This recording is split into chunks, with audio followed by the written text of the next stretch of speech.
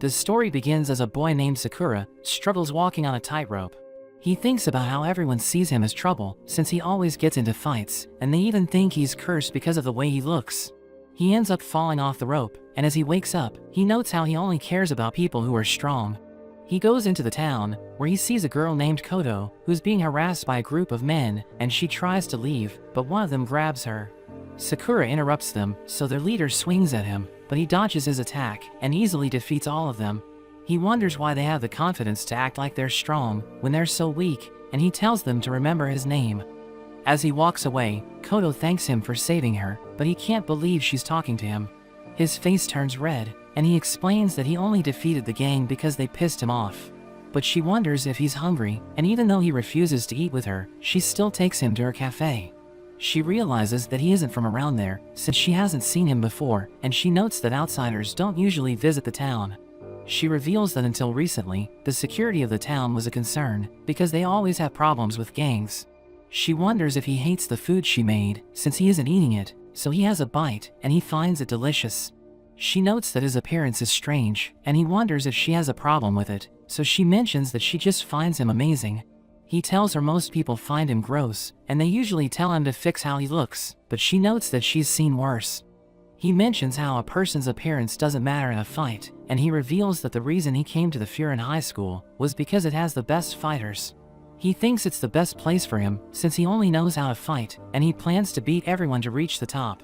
But she teases him, telling him the reason he's wearing his uniform a day before school starts is because he's excited. He becomes embarrassed hearing this, and he explains he didn't have anything else to wear. There's an old man leaving the restaurant, and Sakura gives him his bag he left behind, so the old man gives him some sweets to thank him. He notes that everyone in the town is strange, because they're nice to him, even though he looks weird, and is wearing the uniform of a school filled with delinquents. Koto tells him he made the right choice by coming to Furin, but she mentions that he won't be able to defeat anyone from the school. So he becomes annoyed, and he tells her she doesn't know how strong he is. But she tells him the reason why he won't become the top dog is because he's alone, and he explains that he isn't so weak that he needs to rely on other people to win. But she mentions that she isn't talking about physical strength, telling him he'll understand what she means after he meets people from the school.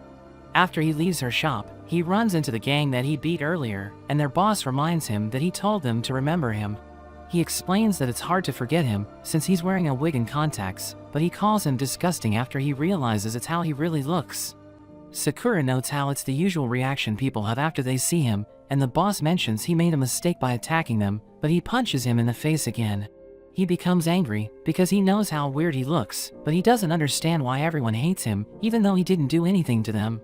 He attacks everyone, thinking he doesn't need anyone's help to become the strongest at Furin, because his strength is unmatched.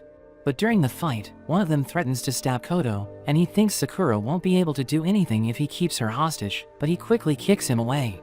He continues to fight everyone, but he wonders why he's protecting her, because he knows that doing things for other people never ends well. One of them slashes his leg, and he realizes he's in trouble. He tells himself that's why he shouldn't be helping other people, but as he's about to get hit with a baseball bat, a Furin student named Hiragi suddenly comes to his rescue. 3 other students arrive, and they start beating up the gang, but Sakura doesn't understand why they saved him. One of the gang members tries to attack him, but Hiragi kicks him away, and he tells Sakura to get back. He mentions that he could have defeated them alone, but Hiragi notes that his group can't protect him if he keeps moving around. The locals start cheering for the Furin students, which confuses Sakura, so Koto reveals that Furin is the reason that the town is safe. She reveals that the Furin students put a notice board in front of the town, which warns everyone not to cause trouble, and the people started calling them the Bofurin, because they became the shield that protects them. Sakura can't believe that even though they're fighters, they're still loved by everyone. The people start praising him as well, but as an old lady tries to treat his wound, he yells at her to stop. Koto can tell that he didn't choose to be alone, and she tells him that the people need him. He explains that he doesn't want to get involved with anyone, but she isn't convinced, wondering why he saved her if he thinks that way. She mentions that she won't leave him, and he looks towards everyone as he realizes that he isn't alone. He suddenly lunges at the boss and kicks him in the face as he wonders if the people will stay with him. Sakura heads to Koto's shop while carrying an old woman named Sato, and he's angry that he had to carry her all the way. He tells her to get off, so she jumps off his back, but he's surprised that she can walk because she told him her hips were bothering her. But she thanks him, so he starts blushing, and he prepares to leave. But Koto gives him a sandwich, asking him if he's excited about the school entrance ceremony, so he says that he isn't. But she explains that he should look forward to it, because there are plenty of amazing people at Furin. A boy named Neri arrives, but he trips on the door and falls over. Sakura points out that his uniform still has the tag on, and seeing him struggle to take it off, Sakura can't believe he's also a student at Furin. Koto mentions they'll be in the same grade, and Neri wonders if Sakura is from out of town, since he has never seen him before, but he notes that it doesn't matter where he comes from. He's surprised to see Sakura's appearance, and he thinks Neri will insult him, but he just wonders if his hair turned white because he's too stressed. He mentions how the students at Furin are protectors of the town, and everyone who enters the school has the same goal. He doesn't understand why an outsider like Sakura wants to go there, so he notes that his goal is to reach the top. But Neri tells him he shouldn't say things that will never happen, telling him that if he keeps thinking like that, he'll only end up going bald. He challenges Neri to a fight, but he ignores him and leaves, since he needs to patrol the town before the entrance ceremony. Sakura can't believe someone like him is also entering Furin, because he looks like a loser. But Koto notes that she didn't think he'd judge a person based on their appearance, but he mentions that people who only care about style always chicken out in a fight. But she notes that if he only looks at something from one angle, he'll never be able to see its true shape. She tells him he's free to think anything he likes, but he shouldn't make assumptions about people without getting to know them. After he leaves, a bakery offers him food, because they want to thank him for fighting against the gangsters. He tells them he isn't hungry, but they still give it to him anyway. As he keeps walking around town, he keeps getting things for free, and he thinks something's wrong with the people, since they're being nice to him. But he remembers what Koto told him, and he realizes that he just made the assumption that everyone will always hate him. He's startled as a girl asks for his help, and we see Neri getting beaten by a group of men because he stopped them from harassing the girl. As they're about to leave, he grabs onto their boss, who knocks him down, but Neri refuses to give up, and he holds onto him. He mentions that anyone who brings harm to the town will be punished by the Bofurin, but they just laugh at him, and the boss starts wailing on him, but he refuses to let go. The boss prepares to knock him out, but Sakura comes to his rescue, and he sends the man flying. They wonder if he came to save his friend, but he mentions that he just doesn't like weaklings who think they're strong. They rush towards him, and Neri thinks Sakura can't face them alone, but he instantly defeats all of them. Neri thinks he must be disappointed, because a loser like him is going to be at Furin, but Sakura just tells him to know his limits. Neri starts crying, and he reveals that when he was in middle school, he was bullied every day, but a student from Furin saved him. So he decided to go there, because he wanted to be cool like that guy. But Sakura mentions that he's already a weak fighter, so he shouldn't cry, because it makes him look even weaker, and he tells Neri he isn't lame. The girl he saved thanks both of them for their help, and Sakura prepares to leave, but Neri stops him, and he starts writing notes about him. But Sakura punches him, and tells him to stop, but he reveals that he enjoys gathering data on people he likes, which makes him blush. Sakura prepares to leave, but Neri offers to show him around the town, mentioning that even though he's no good in a fight, he can tell him everything he needs to know about the town and the people who live there. They head towards the school, and Sakura stops to have a snack, but Neri tells him to hurry, because they're almost late. As they reach the school, they go through the roll and realize they're in the same class. Neri is excited about their other classmates, but Sakura thinks it doesn't matter. Neri is shocked when he sees who else is in their class, and he begs Sakura to be nice to everyone, but it just annoys him. Neri explains that no one will trust him because he isn't from around there, so he needs to make everyone understand that he isn't their enemy. Sakura starts warming up since he doesn't know what awaits him in the class, but Neri tells him to listen to what he's saying because everyone in the school could turn against him in an instant, but he explains that he doesn't care because he plans to fight his way to the top, and as they enter the class, Neri is terrified as he realizes everyone is staring at them.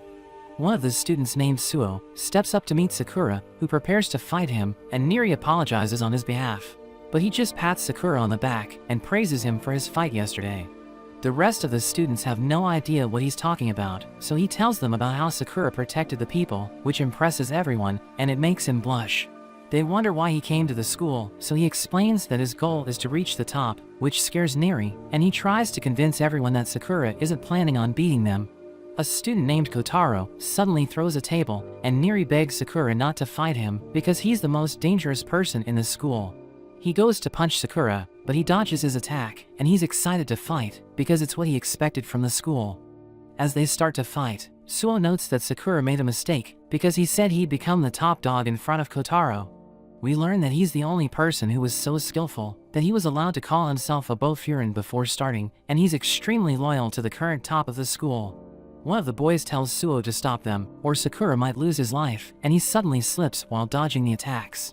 But he still manages to kick Kotaro in the face, and Sakura mentions that he won't be defeated by someone who can't think for himself. Their fight is interrupted as they hear someone's voice from a speaker, which annoys Sakura, and he tells Kotaro to continue their fight, but he realizes that everyone's focused on the voice. He wonders who's speaking, and he realizes that it's the strongest person of Furin named Yumiya. He tells everyone to enjoy their youth, and Neri doesn't understand what he's talking about, which makes Kotaro angry. Yumiya mentions that the only rule in the school is that they need to protect the town, and he ends the announcement, as Sakura wonders how strong he is, because everyone respects him. Suo thinks Sakura and Kotaro should make up, but Sakura notes that Kotaro attacked him first. Suo asks Kotaro what Yumiya will think if he learns about the incident, so Kotaro offers him a truce. The rest of the students grab Sakura, and they start praising him, which makes him realize that ever since he arrived there, everyone has been nice to him. A student named Takeshi tells everyone to go to the schoolyard, where Hiragi grabs Sakura and takes him away from everyone. He tells Sakura not to tell anyone that Koto was attacked, because it will cause trouble if everyone finds out she was involved. Hiragi puts his hand in his jacket, which makes Sakura think he's about to threaten him with something. But he just takes out his stomach medicine and mentions that if Sakura tells anyone about Koto, he'll start coughing up blood. Neri wonders what they talked about, and Sakura mentions that Hiragi is an idiot who takes stomach medicine. But as Neri starts writing it down, Sakura asks him why he's doing that, so he reveals that Hiragi is one of the 4 kings of Furin. He explains that each king has a class under them, and the classes are named after the 4 devas of Buddhism. We learn that they belong to the first class, which is known as the Taman Squad. Hiragi orders everyone to split into groups of 4 or 5, with each one having a 2nd or 3rd year student who will serve as their leader. After that, they patrol the town, and Sakura wonders why Kotaro is in his group, so Hiragi reveals that Yumiya told him to keep an eye on them. Sakura wonders why they're just walking around town, and he thinks they should beat up the people who might cause harm. But Hiragi notes that by just walking in their uniform, they can scare away the smaller gangs. He explains that they should only fight when they're attacked, and he mentions that they should never attack first. Sakura finds it boring, and he becomes annoyed as they help an old lady paint a wall. Hiragi mentions that he understands why Sakura only finds fun in fighting, because they used to be like him, but he mentions that helping people is also fun. After that, they go to the train tracks, where Sakura sees a marking, which he finds ugly, but Neri notes that he shouldn't say that, because it's the mark of another team called the Lion's Head. He reveals that the tracks are like a border between the Bofurin and the Lion's Head, and he tells Sakura to never cause trouble beyond the tracks. He explains that the other side is the Lion's Head's territory, where they have their own rules, but they suddenly see a student from Furin being chased. Hiragi thinks he won't make it, but they're shocked as Sakura and Kotaro jump in to save him, and they knock out one of the Lion's Head members, but Sakura is confused when the other 2 make fun of their friend for getting knocked out. Their second in command named Tagami arrives, but he's surprised to see that one of them has been knocked out.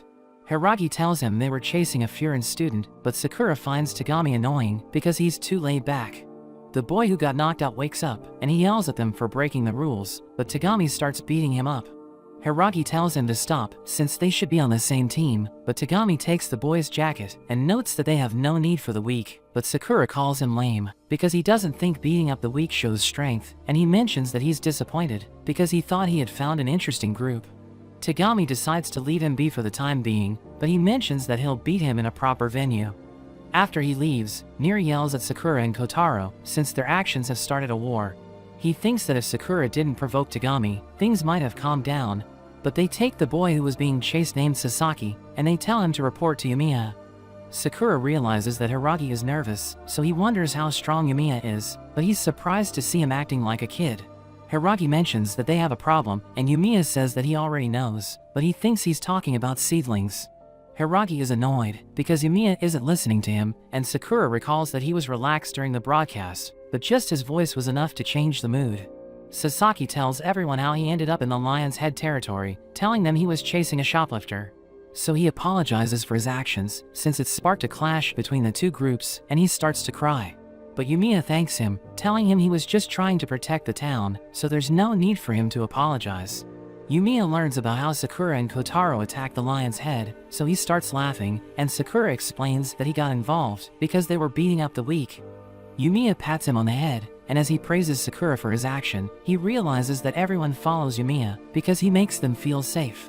The leader of the lion's head named Tomiyama arrives in front of Furin while dragging one of their students, and he challenges them to a fight. Yumiya goes to meet him, and everyone follows him, but he tells them to stay back. Sakura notes that he'll fight as well, but Yumiya mentions that he won't repeat himself, and Sakura can't believe he's the same person from a moment ago.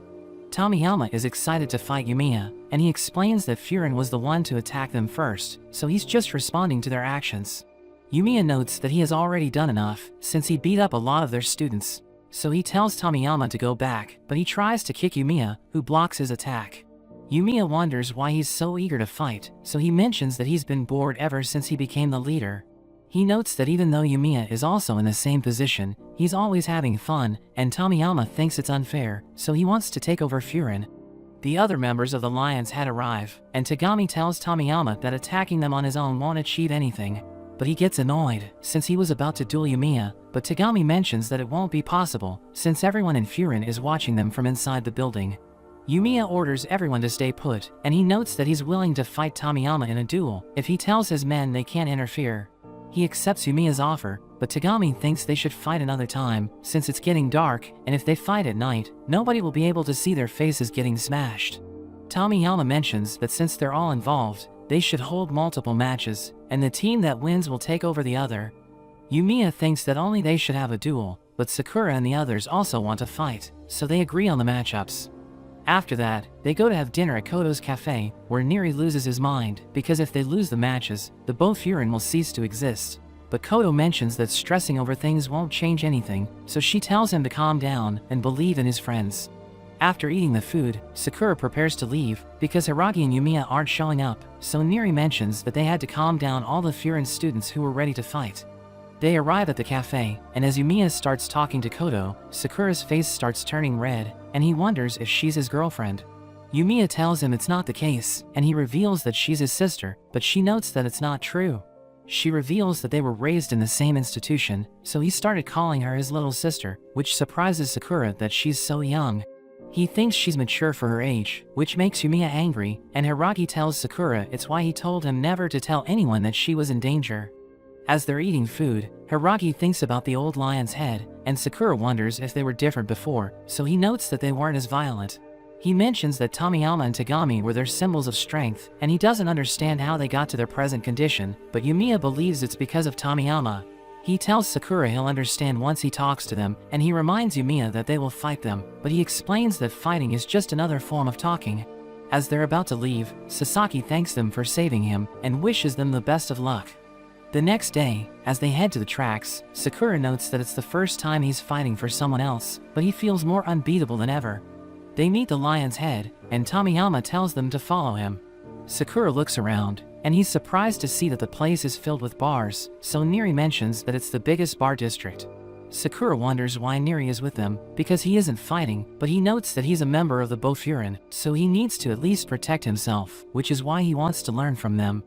They arrive at the Lion's Head's base, and Neri mentions that it's an old shutdown theater called the Orion, but they renamed it to the Ori, which means cage. Tomiyama leads them to the stage, where they'll be fighting in front of an audience, and as Neri becomes scared, Sakura tells him to look forward if he wants to learn. Yumiya mentions that the main event is his fight with Tomiyama, and the result of the other matches don't matter, but Sakura is determined to win no matter what. Tomiyama is excited to fight Yumiya, but Tagami notes that they can't begin with them fighting. One of their members named Arima decides to go first, because he's angry that Kotaro has been staring at him. Sakura tells Kotaro that they haven't finished their fight, but he doesn't want to fight someone who has already lost, so he tells Kotaro to win his match. Neri takes out his notebook to see what information he has on Arima, and he realizes that he's a power-type fighter who can destroy his opponent's ribs with just one punch. Suo notes that Kotaro is just like him, but Yumiya tells him he shouldn't lump them together. As the fight is about to begin, Arima distracts Kotaro by acting like something happened to Yumiya, and he uses the opportunity to punch him in the face, but Kotaro just takes it. He grabs Arima's face and smashes him to the ground, winning the match in an instant. Tomiyama is amazed by Kotaro and wants to fight him next, but Tagami tells him to sit down and wait for his turn. Sakura notes that he isn't surprised by the result, since he knows how sturdy Kotaro is, but Suo teases him that it means he respects him. Tomiyama orders his men to remove Arima from the stage, but they just throw him off and insult him for losing the match. Sakura calls them weaklings, telling them they should never say strength is everything, but Suo thinks he shouldn't waste his breath on them because they won't understand anything until they're hit. Sakura wants to fight next, but Suo mentions that it's his turn, and his opponent is a Lion's Head member named Minoru. Suo notes that he thought Sakura was stupid when he said his goal was to become the top dog, but he's proved him wrong through his actions. As he goes to fight, Sakura asks Neri what he knows about him, and he notes that even though Suo is famous for his strength, there's no information on who he's defeated. Yumiya mentions that he also didn't know anything about him, but after meeting him, he realized that Suo is a nice guy. As the fight is about to begin, Suo sees that Minoru is angry since Arima was defeated. He reveals that he's mad because he's been with Arima since he was a child, but Suo calls him a kid who throws a tantrum when something doesn't go his way. He rushes towards Suo and tries to punch him, but he easily avoids it. Minoru thinks he just needs to be faster, so he tries attacking again, but he gets thrown to the ground. He asks Minoru if he knows what's needed to be an adult, but he tells Suo to stop saying weird things. He tries to hit Suo again, but the result is the same, and Neri is amazed, because it looks like Minoru is falling on his own. The rest of the Lion's Head members get angry, telling him to take the fight seriously, but he's already fighting with everything he's got. Yumiya realizes that Suo isn't just a nice guy, but Sakura calls him rotten, because he's embarrassing a weak opponent instead of simply defeating them. He wonders what it would take to make him fight seriously, and Suo keeps playing around with Minoru, asking him if he has thought of an answer to his question. Suo knows that he's imagining himself in the same position as the boy he made fun of for being defeated. He mentions that it's the answer to what's needed to become an adult, and he notes that he'll turn his thoughts into reality. But as he's about to attack Minoru, Tagami tells him to stop because the match is already over, and he mentions that Minoru isn't one of them anymore. As Suo walks off, he tells Minoru that being an adult means being considerate to others, and he congratulates him for taking the first step to adulthood. Yumiya praises Suo for his victory, and Neri wonders what technique he was using, but he explains that he doesn't know because his master was self-taught. Hiragi notes that he didn't think he could be so emotional, and he's embarrassed because he isn't usually like that, but Sakura's personality has rubbed off on him. He tells Suo he shouldn't blame him for his actions, and he notes that Suo needs to be serious when they eventually fight, but he doesn't want to do that. Minoru drags Arima out of the way, and as he wakes up, he realizes that Minoru also lost his match. After that, Sakura prepares to fight in the next match, but a boy named Seiko stands up and points at Hiragi. He tells Sakura he needs to wait if he wants to fight Tagami, and he mentions that he'd usually be the one to face him. Sakura is annoyed because Hiragi doesn't seem to think he can win against Tagami, but Hiragi tells him he believes in him. As he goes to the stage, Neri wonders if he knows Seiko, and Yumiya mentions that even though Hiragi doesn't talk much about himself, he knows people outside of Furin. Tagami notes that he didn't think Seiko would ever ask for a one-on-one fight, which makes him wonder if something happened between him and Hiragi, but he refuses to answer. Hiragi mentions that it was inevitable that they would fight each other, but he mentions that he will be the one to win. Seiko rushes towards him, but as Hiragi blocks all of his attacks, he thinks Hiragi is still looking down on him, and he mentions that he has changed. He once again attacks Hiragi, and Neri is shocked to see that he's on the defensive, while Tagami is impressed by how good of a fighter Seiko is. But Tomiyama notes that it's not surprising, since Seiko is one of his best fighters. Tagami mentions that he can't tell what Seiko is thinking, but he knows that Seiko has fought more than anyone. Tomiyama mentions that he doesn't usually talk much, and Tagami notes that the fact he's talking to Hiragi shows how much he thinks of him. He analyzes how Hiragi is fighting, and Hiragi blocks one of his punches, but he still gets knocked back. Seiko thinks he hasn't changed at all, and he mentions that Seiko has become a talker because he was always quiet in the past. He kicks Hiragi, sending him flying, and he thinks Hiragi has gotten weaker because of his friends. Sakura yells at him, telling him Seiko is looking down on them because of him, but Suo laughs at Sakura, since he's starting to care about his friends. He explains that he's only angry because Seiko is making fun of them, but Yumiya tells him to calm down. Hiragi stands up like nothing happened, and tries to smash Seiko to the ground, but he dodges the attack. He notes that Seiko has gotten way stronger than before, and he feels embarrassed that a first year like Sakura is yelling at him. So he takes his stomach medicine and prepares to fight seriously. As they clash with each other, everyone's shocked by how amazing the match is, and Sakura is amazed by Hiragi's strength. Suo tells him that Furin's 4 kings earn their name, so everyone already knows how strong they are. Sakura thinks Hiragi should have acted like that from the beginning, but Suo thinks his words riled him up. Seiko and Hiragi appear to be evenly matched, but Tagami thinks Hiragi has the upper hand. He kicks Seiko in the face, and he can't believe Hiragi is still stronger than him, even though he has been living an easy life. We go to the past, where Seiko was bullied, but Hiragi comes to his rescue. Seiko wonders why he saved him, so he explains that he couldn't let them pick on the weak. He tells Seiko to stand up for himself, and he starts to cry, begging Hiragi to teach him how to fight. After that, he started following Hiragi, and as he's about to enter Furin, Seiko notes that Hiragi will become the top dog there, telling him he'll also go to Furin to help him. But Hiragi tells Seiko not to follow him, because he'll be working under Yumiya, so he won't be able to meet Seiko's expectations. After that, Tomiyama and Tagami find Seiko beating up a group of people, so they invite him to join their group, and he decides to go with them, because he wants to defeat Hiragi. We return to the present, as Seiko mentions that he can't afford to lose to Hiragi, but as he tries to attack him, Hiragi kicks him in the face. Seiko refuses to lose to someone who's satisfied to be under someone else, and as Hiragi blocks his punch, he apologizes since he couldn't meet his expectations. He punches Seiko in the stomach, and as he's about to pass out, he thinks Hiragi doesn't need to apologize, because he was just looking out for him, but Seiko still wishes he could have followed him. Everyone's shocked that Seiko lost, and Tagami orders his friends to get Seiko off the stage, but Hiragi tells them to stop, and he carries him off himself. Tagami prepares to remove Seiko's jacket, but Hiragi tells him to wait until after his match, and he notes that doing it won't make their team stronger. After he returns to his seat, he wonders if Yumiya will ask him about Seiko, but he mentions that he'll wait until Hiragi is ready to tell him on his own. Tagami spaces out as he thinks about his past, but Tomiyama tells him it's his turn to fight Sakura. The crowd starts cheering for him, and Yumiya tells Sakura to enjoy his conversation with Tagami. But he notes that excitement isn't the only thing he feels when fighting strong opponents, and he's eager to get the match started. But Tagami tells him he shouldn't be in such a hurry, and he mentions that he'll take his time to enjoy the fight. As the match begins, Sakura tries to punch Tagami, but he tackles him and throws him to the ground. He tries to hit Sakura while he's down, but Sakura kicks away his arm and quickly gets back up. Hiragi knows that Sakura is a skilled fighter, but his opponent is the second in command of the Lion's Head. He mentions that for someone who said he'll take his time, Tagami is moving pretty fast, but he notes that he's still taking it easy. He rushes towards Sakura, and Neri realizes that Sakura is having trouble dodging the attacks. Yumiya notes that he and Tomiyama have been at the top of the Lion's Head for a while, so Tagami is on a completely different level compared to the last 3 fighters. Sakura manages to land a hit, but Tagami grabs his leg and makes him fall to the ground.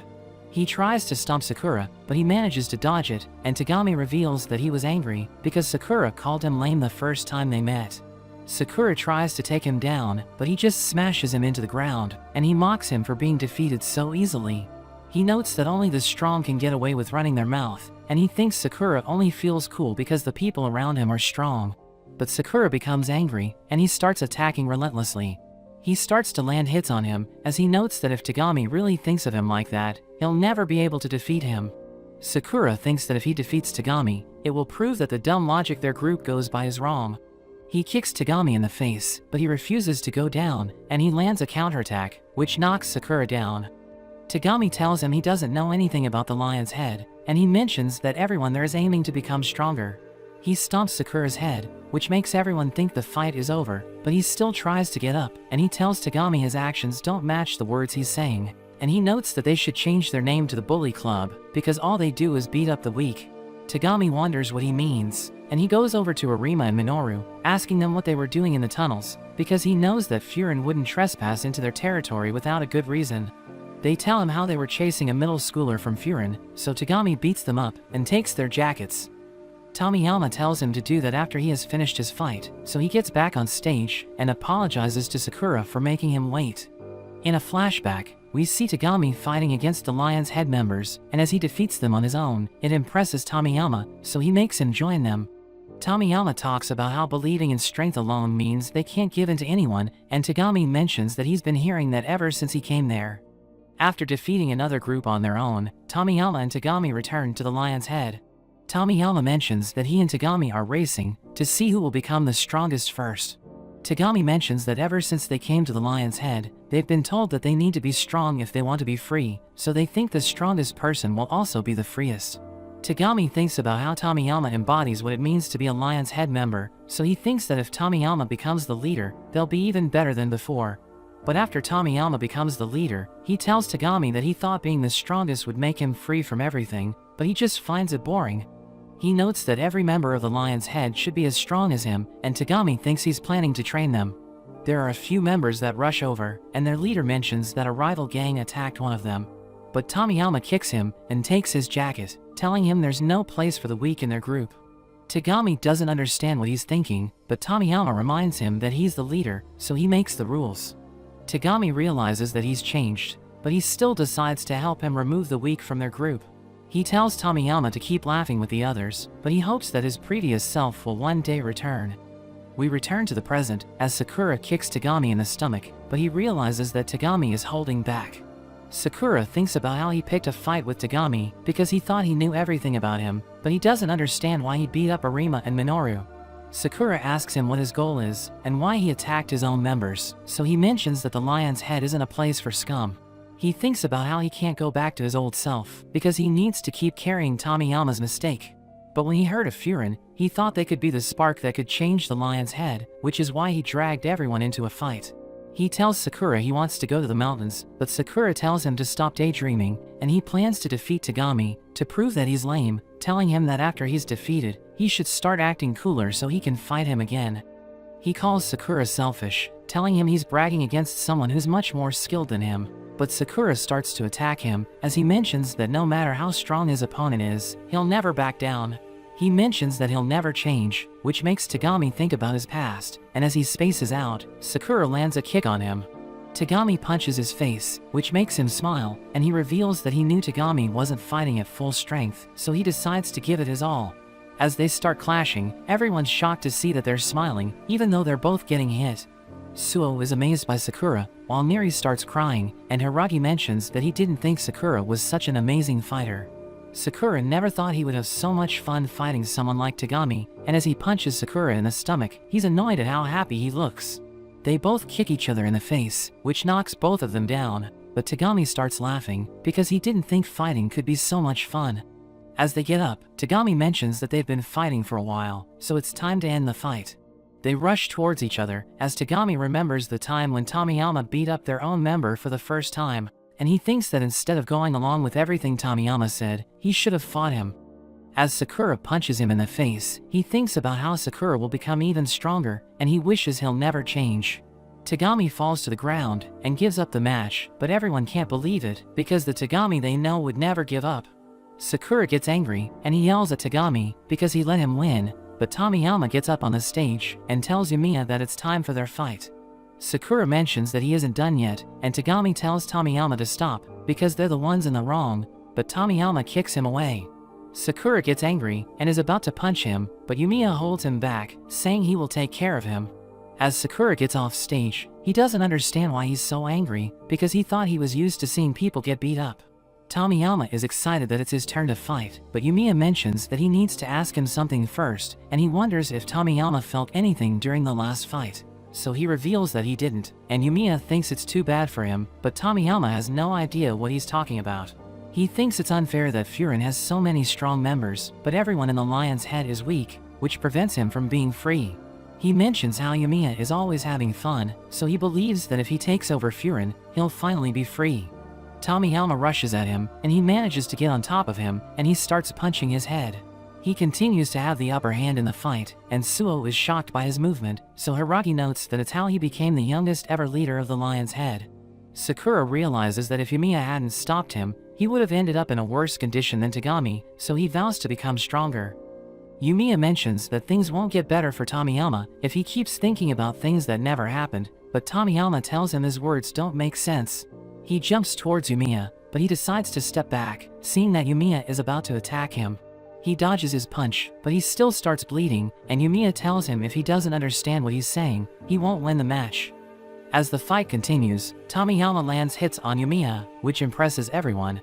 He manages to get behind Yumiya and kicks him in the back, but he isn't fazed by it, so he becomes confused, because even though he's hitting Yumiya, he doesn't seem affected by it, and Yumiya notes that his punches are light, because there's nothing behind them. Tomiyama thinks it doesn't matter, because Yumiya will ultimately fall if he keeps getting hit, telling him he won't stop until he begs for mercy. He sweeps his legs, and lands a solid uppercut, but he still smashes Tomiyama to the ground, telling him he doesn't feel anything from his punches. But Tomiyama gets up, and tells Yumiya he shouldn't get in the way of his freedom. So he asks him what freedom means to him, and Tomiyama mentions that he feels free when having fun. He notes that fighting strong opponents like Yumiya is fun for him, but Yumiya mentions that it doesn't look like he's having fun. He explains that Tomiyama doesn't even know about himself, and he's always thinking about hypothetical scenarios, which is why he's always unsatisfied. So Yumiya feels sorry for him, but he feels even worse for the other members of the Lion's Head, who have him as their leader. He gets angry, and tries to attack Yumiya, but he dodges all of his attacks, and punches him in the face. Tomiyama starts losing his mind, and he mentions that he doesn't need anything. He wonders when he started feeling unsatisfied with everything, and he doesn't know what he's missing. But he thinks it won't make any difference to him in his current situation, so he convinces himself that he doesn't need anything. He lets out a scream, and starts beating Yumiya up, but he refuses to fight back, and lets Tomiyama hit him. Sakura yells at him since he's doing nothing, but Kotaro tells him to just watch. Yumiya apologizes to Tomiyama for backing him into a corner, but tells him that if he keeps destroying everything around him, his situation will never change. He bites Yumiya's neck, but he just hugs him, and tells him the answer he's looking for is inside him. Yumiya tells him to remember the time Furin and the Lion's Head got into a fight, and he notes that at that time, his punches had more weight behind them. Tomiyama gets scared, as Yumiya approaches him, but he just grabs his head, and tells him to remember what he was feeling back then, because it's what he needs. He knocks Tomiyama out with a devastating headbutt, and we go back to when Tomiyama wasn't the leader of the Lion's Head. As they go to fight another group, Tomiyama is distracted by a cat, so the rest of them tell him to get serious if he wants to become their leader. He asks them who they'll fight, which makes them laugh, and he wishes that things would remain the same forever. Everyone around him suddenly disappears, and as the ground shatters, he realizes that he's in a dream. As he wakes up, he notices that Tagami is sad, so he realizes that he lost the fight against Yumiya. He tells Tagami about his dream, and it made him understand that the only way for him to have fun is when everyone around him is happy, so he tells Tagami to smile. Tagami apologizes to him for leaving his side when he knew he was hurting, and he mentions that he hated seeing everyone despise Tomiyama. So he decided to follow his rules, because his dream was for Tomiyama to be loved by everyone. He mentions that he should have confronted him instead of just looking away, so he apologizes for his mistakes, because it took away the things Tomiyama needed the most. Tomiyama thought that after he became the leader, he would have the most fun in his life, but after he reached that goal, he didn't find what he was looking for. He didn't know what to do, because everything he did made him bored, so he started to blame his team. He tells Tagami he isn't responsible for anything that happened to him, because it's his fault for throwing away everything he had. He calls himself an idiot, since he didn't realize he already had everything he needed, and he thanks Tagami, because there would be nothing left if it wasn't for him. Tomiyama takes off his jacket, and gives it to Yumiya, because he lost the match. Tomiyama tells him he's the new leader of the Lion's Head, and he asks him to take care of everyone. But Yumiya refuses to accept it, and he mentions that Tomiyama was the one who put their teams on the line, but he never wanted to take over the Lion's Head. He thinks they should all be friends, which makes Tomiyama laugh, thinking Yumiya is an interesting guy. After that, Yumiya asks Tagami if he knows a place where they can get food, saying they will have an after party. As they get the food, Neri is surprised to see that they still have an appetite, while Sakura doesn't understand how Yumiya can eat with the person he was fighting. He thinks he can't even call their match a fight, and he wonders how Yumiya can forgive Tomiyama, because he knows he can't do it. Yumiya wonders if something's wrong with Tagami, because he hasn't touched his food, but he suddenly apologizes to all of them, since the whole situation was his fault. Tomiyama admits that it's also his fault, and Yumiya asks Sakura what they should do to him. So he tells them to promise that they'll become cool, and never do something so lame again, which surprises Tagami. Yumiya notes that the matter is settled, and he goes back to eating, but Tomiyama wonders how he can have so much fun, even though he's the top dog at Furin. He mentions that he just loves eating, which confuses everyone, and Tomiyama tells him he loves to eat as well. Yumiya notes that he isn't into food that much, but he enjoys having a good time with everyone else. He explains that it makes everything else seem unimportant, and it has nothing to do with him being the leader. Tomiyama mentions that he also had fun with everyone else before he took over as the leader, and he thought he would get to laugh with them even more. He wonders why he didn't notice it at that time, and Yumiya is happy for him because he was able to notice it before he lost everything. He wonders if Yumiya knows why he became the top dog, and he mentions that it's because he wants to have fun eating with everyone all the time. He notes that he became Furin's leader because he wants to make everyone in the town happy, saying if there was a better way of achieving that, he would have done that instead. Tomiyama is amazed that he understood himself even before he became the top dog, but he mentions that everyone made him their leader. He notes that they agreed with his wishes and helped make it a reality, so after he became their leader, he realized that his wishes weren't his alone. He wants to make sure everyone's wishes become reality, no matter how hard it is, which is why he'll never lose to anyone. Tomiyama realizes that Yumiya is carrying everyone on his back, and his punches were light because he was only fighting for himself. As Sakura and the others are about to leave, Yumiya invites Tomiyama and Tagami to hang out with them, and he gives Tomiyama a piece of bread from their area. As they leave, Tomiyama mentions that he doesn't know what he can do to make up for everything he did, but he still needs everyone. Tagami notes that he also wants to set everything straight, and he doesn't know what he can do except for apologizing to everyone. But he knows that he needs to face them, and he tells Tomiyama they should look for the answer together. Tomiyama starts laughing after eating the bread, and he wonders what a fresh piece would taste like. So Tagami realizes that he has returned to his old self, and he starts crying. As Yumiya and the others return to Koto's shop, Sasaki asks them what happened in the fight, but Yumiya tells him it's all over, which makes him cry. Koto welcomes everyone back, but as Sakura is about to leave, Yumiya picks him up, telling him they need to celebrate because it's a memorable day. Sakura thinks there's nothing to celebrate, so he tells Yumiya to stay there on his own, but he explains that he needs to talk to Sakura. Yumiya asks him about the conversation he had with Tagami through their fight, and Sakura mentions that he didn't hear anything from his fists. Yumiya laughs at him because he didn't think Sakura was such a straightforward person. He notes that what he wanted to tell him was that a person can express their thoughts through fighting. But as he mentions that they can even reveal what they love and hate, Sakura suddenly spits his coffee at Yumiya, but he just wipes it off. He notes that Sakura came to like Tagami by the end of their fight because he was about to hit Tomiyama for attacking him, but he still thinks there's no reason to celebrate. So Yumiya tells him he's happy for him because he wondered what kind of person Sakura was when he moved into their town. But after getting to know him, Yumiya realized that he's a good person, so he's happy to have him in their group. Sakura asks him how he can accept everyone, and he notes that he came to defeat him so that he can become Furin's top dog. But he knows that he can't do that because he has never accepted anyone in his life. He notes that he has always tried to get strong on his own, but he realized that he needs other people's help, so he can never become Furin's leader. Neri reminds Sakura how he saved him on the first day they met, but he suddenly forgets what he was trying to say, so Suo tells him Sakura already got his message. Yumiya tells him the reason he was able to have a conversation with Tagami through fighting is because he wanted to know more about him. So if he can continue to do that, he can achieve anything. Sakura starts blushing, and he mentions that he'll need to defeat Yumiya to become the top dog.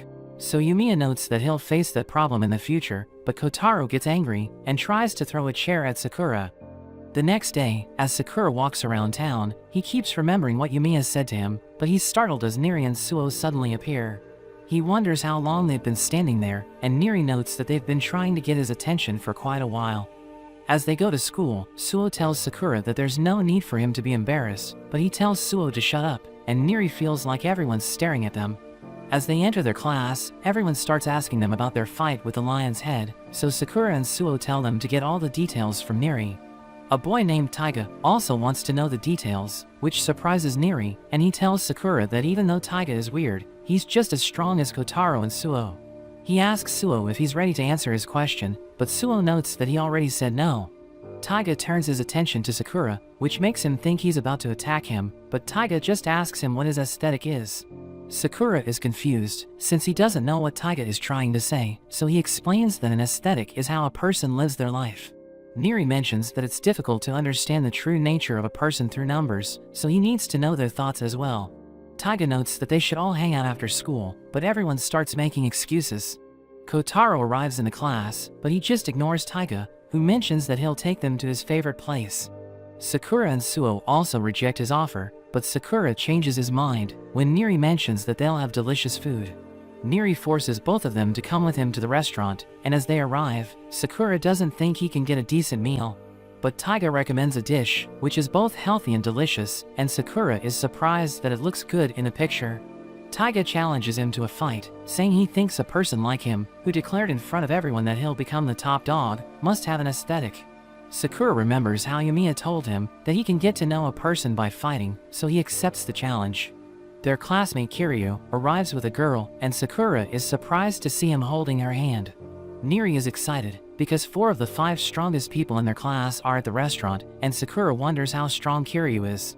Niri mentions that when Kiryu was in his first year in middle school, he beat up third-year students from a delinquent school all on his own.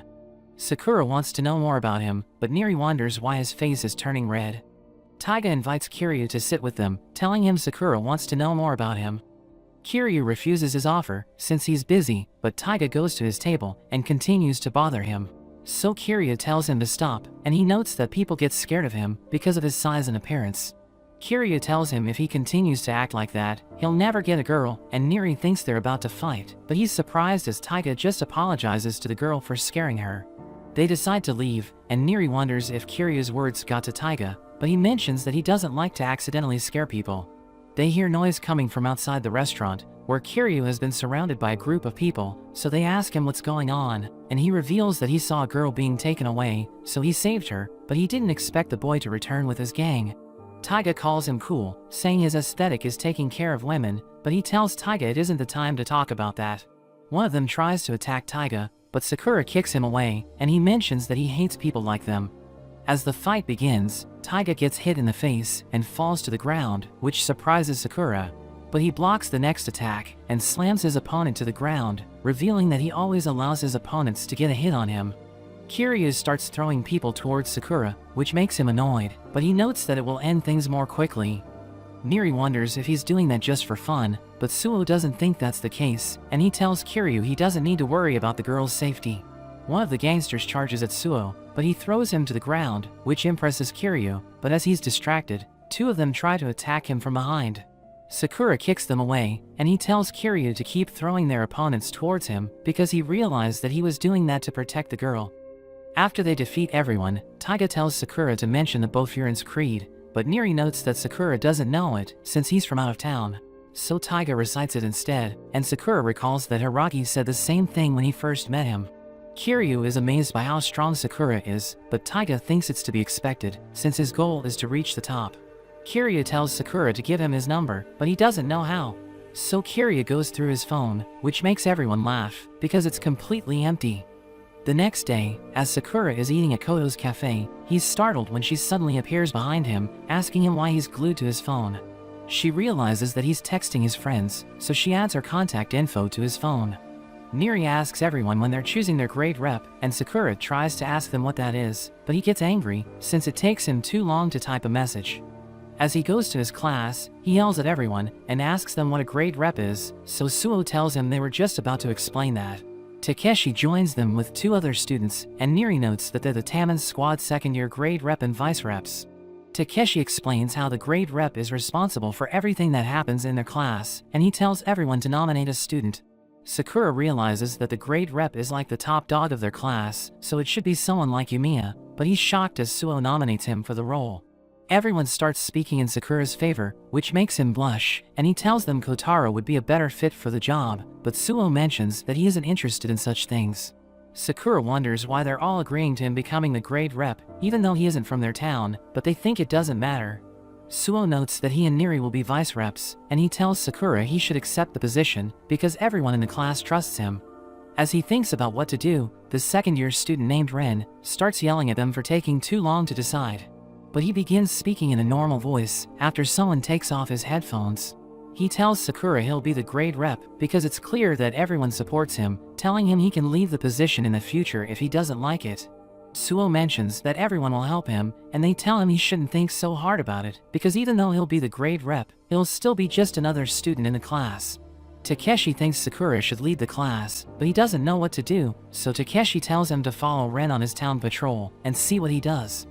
As they go on the patrol, Niri tells Sakura he shouldn't stare too much at Ren because there's no telling what will make him angry.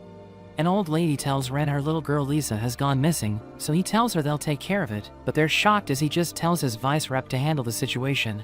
Sakura can't believe he isn't doing anything, and Neri notes that he's worried about Lisa, so Sakura tells him they should look for her.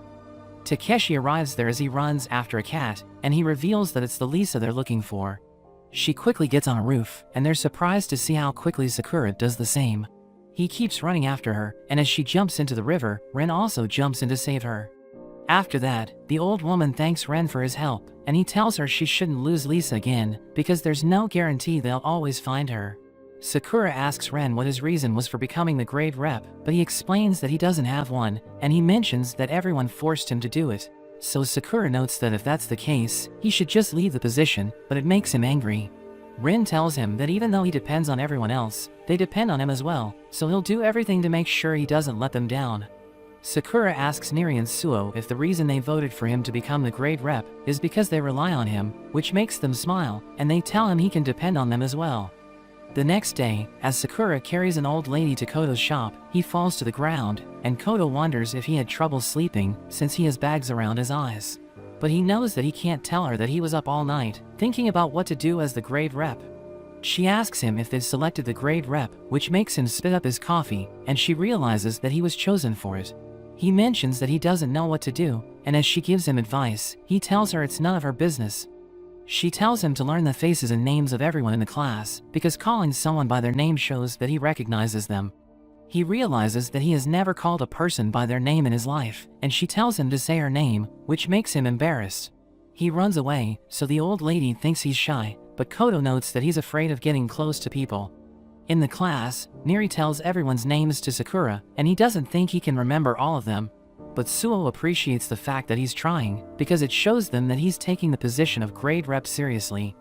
Neri sees an injured student named Anzai, and as he wonders what happened to him, Yumiya starts talking on the broadcast, telling the grade reps and vice reps to come to the roof.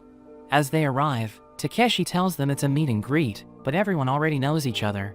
Sakura is overwhelmed that he needs to remember their names as well, but Neri notes that he'll help him, so he shouldn't be worried. He's surprised that Neri knows all the reps and vice reps, so he mentions that since he can't help with fighting, he learned the faces and names of everyone in school to make Sakura's life easier. Suo mentions that he'll take on the role of their negotiator, because he's good at making people give in to his demands. As Yumiya arrives with a group of people, Sakura is annoyed that there are even more grade reps, but Neri reveals that they're Furin's 4 kings and their assistants.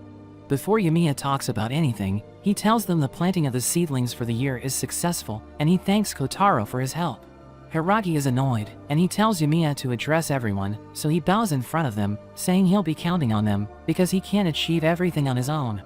After that, a student named Matsumoto congratulates Sakura for being selected as the Taman squad's first-year grade rep. Sakura remembers that he was present on his first day, and Matsumoto mentions that he already knew they would select Sakura, but Hiragi tells him to stop lying. Yumiya notes that if Sakura and the others have any problems, they should ask their seniors for help, and he tells Ren to help them as well. But he thinks Sakura should try to solve most of his problems on his own, telling him he won't be of much help to him. After that, as they walk around town, they see a group of shady people who mention that they're looking for some Furin students, but they don't have any business with any of them, so they decide to leave. Suo reveals that they belong to a group called Keel, and he notes that he doesn't know much about them, but he mentions that they have a bad reputation. They hear a woman screaming, and as they go to see what's wrong, they find Anzai beaten up in an alley.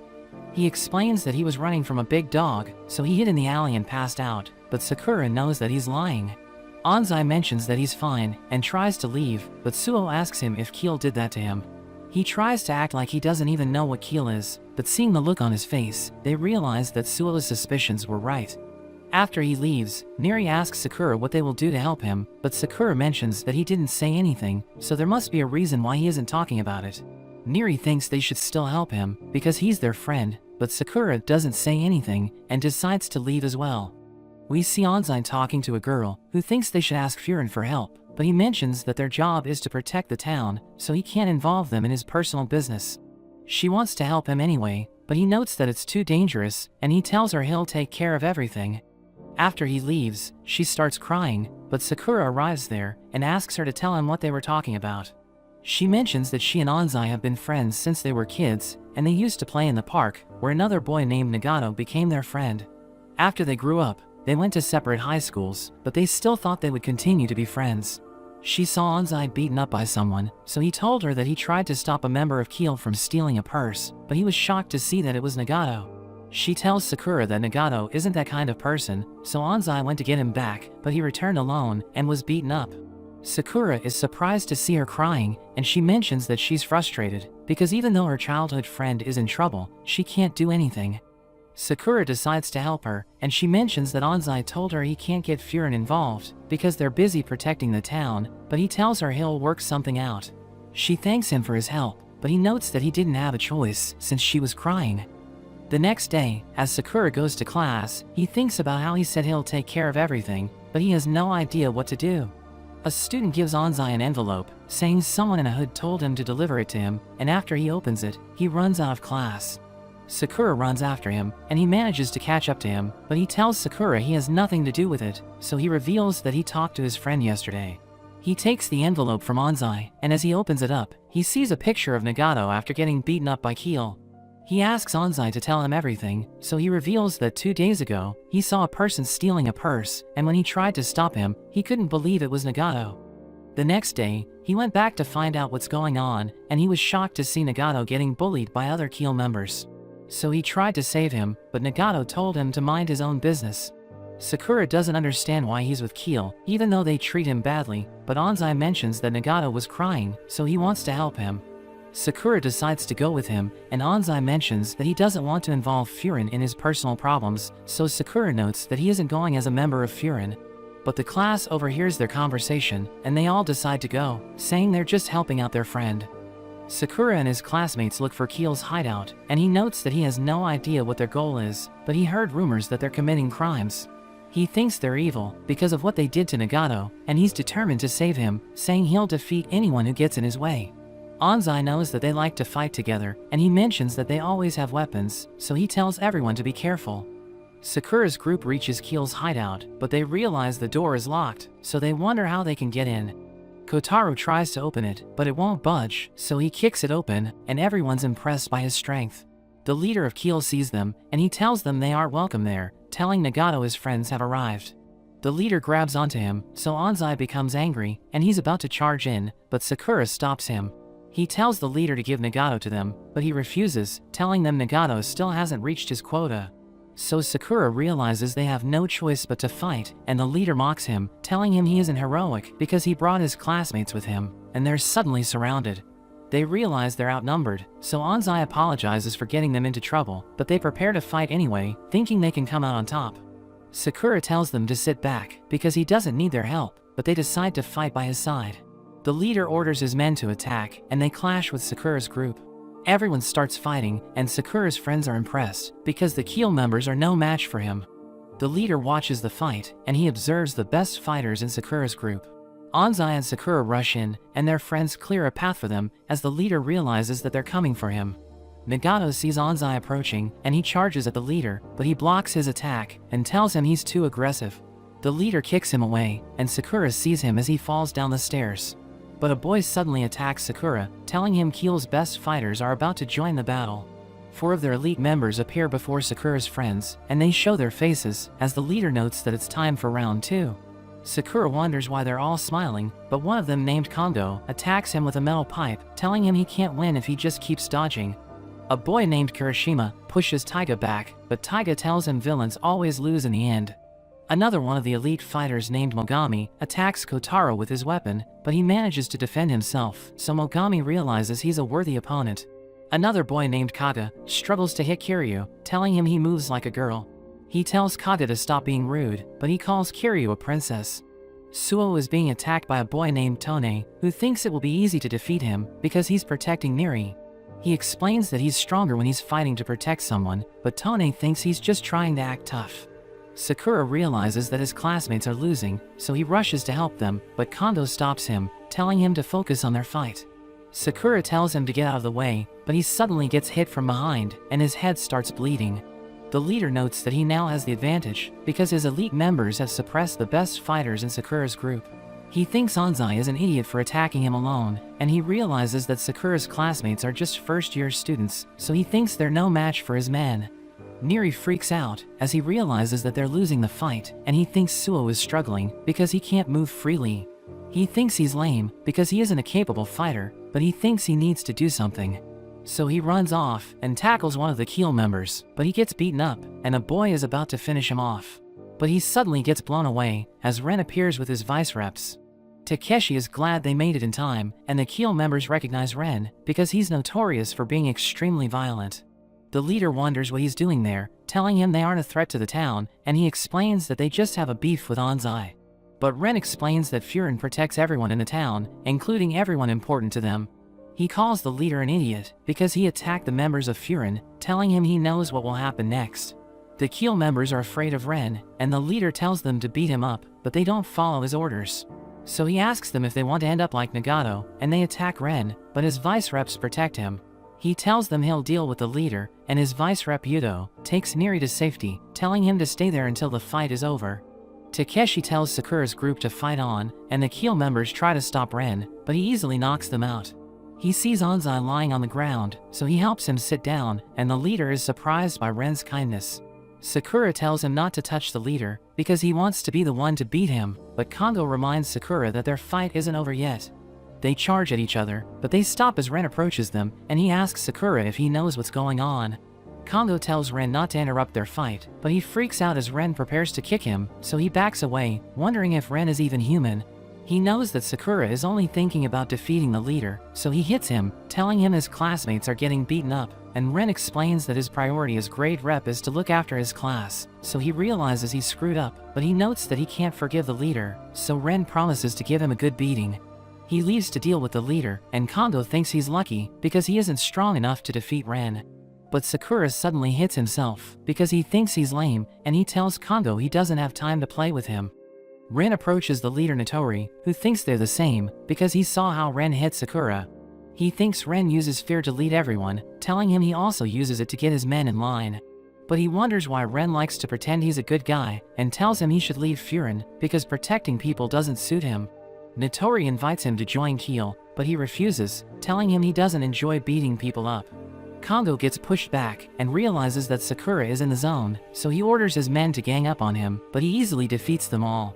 Kongo can't believe it, and Sakura punches him away, telling everyone he doesn't have time for them. Kirishima hits Taiga, but he refuses to go down, and he mentions that saving his friends is his aesthetic. But their seniors arrive to save them, and Kirishima tells him it's because he's weak, but he wonders why Taiga is smiling, and he prepares to put him down, but Taiga stops the attack and explains that smiling is also his aesthetic because he's an entertainer. He lands a devastating blow, which knocks Kirishima down, and he tells him to get back up because it's time for the final round. Kirishima grabs onto a stick and takes a swing, but Taiga blocks the attack, and he finishes him off. Meanwhile, Kotaro struggles to hit Mogami, who dodges his attacks and kicks him away. But Kotaro suddenly grabs onto him and slams him to the ground. He notes that he hates fighters who rely on their speed, and Mogami tries to get back up, but he realizes his leg is broken, and Kotaro knocks him out cold. Kaga attacks Kiryu, and he mocks him for being a femboy, but Kiryu notes that he sees nothing wrong with that. Kaga tells him the weak must obey the strong, and he steps on his foot, before punching him away. Kaga thinks he broke his wrist, but Kiryu thinks he isn't popular with the girls, because he has a terrible personality. Kiryu mentions that he'll never date him if he were a girl, and he notes that Kaga must be weak, because he takes orders from Notori. But he explains that he's only lending his strength, because he's one of the strongest fighters in the group. But Kiryu tells him he's like a frog in a well, because everyone in his group is weak, telling him he must live in a small world. Kaga becomes upset hearing this, and he continues to attack, but Kiryu hits his shoulder, and he suddenly collapses. Kiryu tells him he'll be more popular if he isn't so arrogant, and he notes that he doesn't usually hit people who can't move, but he thinks Kaga will be a problem if he gets back up. Takeshi and Yudo continue to fight, and their juniors think they're amazing, because there are only 2 of them, but they were able to turn the tide of the battle. Sakura takes out one of the Keel members, and his friends join him, telling him they have already defeated their opponents. But he tells them to take out the rest, and he promises to be there for them next time. He takes out another opponent, but he sees Tone getting beaten up, and Suo approaches him, as Tone wonders why he's giving him a cold stare. Suo knocks him out, and prepares to hit him again, but Sakura stops him, telling him their fight is over, but he asks Sakura if getting beaten up didn't get in his head. So he explains that it did, but he notes that he just blames himself for being reckless. He thinks losing his temper won't fix anything, and Suo suddenly regains his composure, telling Sakura he'll deal with the other Keel members. We return to Ren, as he dodges Notori's attacks, and he manages to land a hit, but Notori catches him and throws him away. Notori notes that his face looks scary, and he invites Ren to join Keel once again, because he isn't fit to be a hero, telling him he's like an animal. He tells Notori he's right, and he recalls the moment he was attacked by a group of men. One of them hit him, and he absolutely lost it, so he beat them up, and when he finally regained his composure, he realized he was surrounded by bodies. Notori thinks it was an awesome experience, but Ren notes that his wild side makes him feel sick, and he mentions that he learned to control it after he joined Furin. He tells Notori he's nothing like his superiors, telling him he isn't fit to be a leader. But he thinks Ren was tamed by Furin, so he calls him a pet, and he wants to remind him what it's like to unleash the beast, so he attacks him with everything he's got. Ren jumps away, and he grabs onto a chain, which he uses to swing back and attack Notori. But he immediately recovers, and kicks Ren away. He continues to attack, as he notes that Ren has gotten weaker, because Furin took away his fangs. But he suddenly gets back up, and delivers a devastating kick, which breaks Notori's bat. He starts laughing, because he likes the look on Ren's face, and they trade blows, but Ren manages to overpower him. He notes that Ren's expression makes him feel alive, but Ren knocks him out, and he's about to hit him again. But he realizes that Notori is already out cold. His vice reps approach him, and they realize that the fight is over. Takeshi tells him everyone's waiting for him, and his vice reps raise his hands, so everyone realizes they won the battle. Anzai wakes up, and he wonders what happened, so everyone tells him the fight is over. Nagato asks him why he went so far, because he knows he fought Keel for him. But Sakura tells him Furin didn't fight for him, and he notes that Notori made him upset, so he wanted to beat him up. He tells Nagato that Anzai got beaten up trying to save him, but he can't even look him in the eye, asking him if he didn't want to be saved. So he explains that he was a bad friend to Anzai, and he can't take back everything he did, so he thinks he doesn't deserve to be saved. But Ren tells him his opinion doesn't matter, because Anzai still decided to save him after everything that happened. In a flashback, we see Nagato walking around the street when he sees a group of students bullying a boy, and they take his wallet. He thinks about ignoring them, but he recalls how Anzai saved him when he was bullied in the past. So he calls out to the bullies and tells them to return the boy's wallet, but they beat him up and tell him to know his place. But a Keel member suddenly arrives to save them, and we see that it's Notori. The boy thanks Nagato for saving him, but he thinks he's lame because he wasn't strong enough to defeat the bullies. But Notori tells him he's cool because he had the guts to fight the bullies alone. Notori tells him he's been looking for someone like him and invites him to join his team. Nagato heads to Keel's hideout, and Notori introduces himself as their boss, but two of his men suddenly start fighting. One of them is upset because the other wants to leave the group, so he knocks him down. Nagato wonders if Notori will stop them, but he suddenly hits Nagato, telling him he's a perfect addition to his team because he's a weakling with a strong moral compass. So he thinks it will be easy to control him, telling him he can't leave the team. They order him to raise money for them, and he empties his bank account to meet his quota, but they still tell him he isn't doing enough. His superior starts punching him, telling him he'll get hit every time he doesn't meet his quota. So he becomes desperate for money, and starts stealing from other people to save his own skin. We return to the present, as Nagato finishes telling everyone his story, and Anzai thinks he has failed him, because he wasn't strong enough to save him from Keel when he first met them. But Nagato tells him not to blame himself, and reveals that he always wanted to be like him. He thought joining Keel would make him cool and strong like Anzai, but he thinks he'll never be as good as him. Anzai hugs him, and tells him he has always been amazing, because he never stopped thinking about the safety of his friends. Neri wakes up, and he asks everyone where he is, so Kiryu tells him they're on their way home. He realizes that they were able to win the fight, and he's glad everyone's okay, but Suo flicks his head, telling him not to rush out while he's protecting him. But Taiga knows that Neri saved them, because he sent a message to their seniors before they enter the hideout. They see Sakura behind them, and Neri is glad he made it, but Sakura tells him to worry about himself, because he almost died. He tells Sakura he's brilliant, because he just became the grade rep, but he already got everyone together. But he thinks he failed his classmates, because his recklessness put them in danger, telling them they would have lost if their seniors hadn't arrived. He blames himself for the disaster, but Anzai tells him to stop talking nonsense, and thanks him for helping him save Nagato. His classmates note that they got knocked around because they were weak, so they don't blame him for what happened. Neri tells him not to shoulder everything alone, because his friends are there for him, and Suo tells him they should make a fresh start together. Sakura notes that he had a strange feeling when he saw his friends getting beaten up, and he wonders why he struggled against a weakling like Kongo, thinking his time with Furin has changed him. Takeshi mentions that the same thing happened to Ren when he first became grade rep, but he tells Takeshi to forget about it, asking him what he thought about Keel. So he notes that they have a ridiculous number of members for a new team, and Ren thinks Notori couldn't have recruited all of them. Everyone heads to a restaurant, where they report the incident to Yumiya, and Anzai apologizes for causing trouble for Furin. But Yumiya tells them they did a great job, and the owner of the restaurant gives them free food, so they start eating together. Anzai can't believe Yumiya isn't upset, because everyone got involved with his problem. But Yumiya reminds him that Nagato is his friend, so it was Furin's duty to save him. He also apologizes for the incident, but Yumiya tells him to eat, and he starts crying, because it's been a long time since he had a good meal.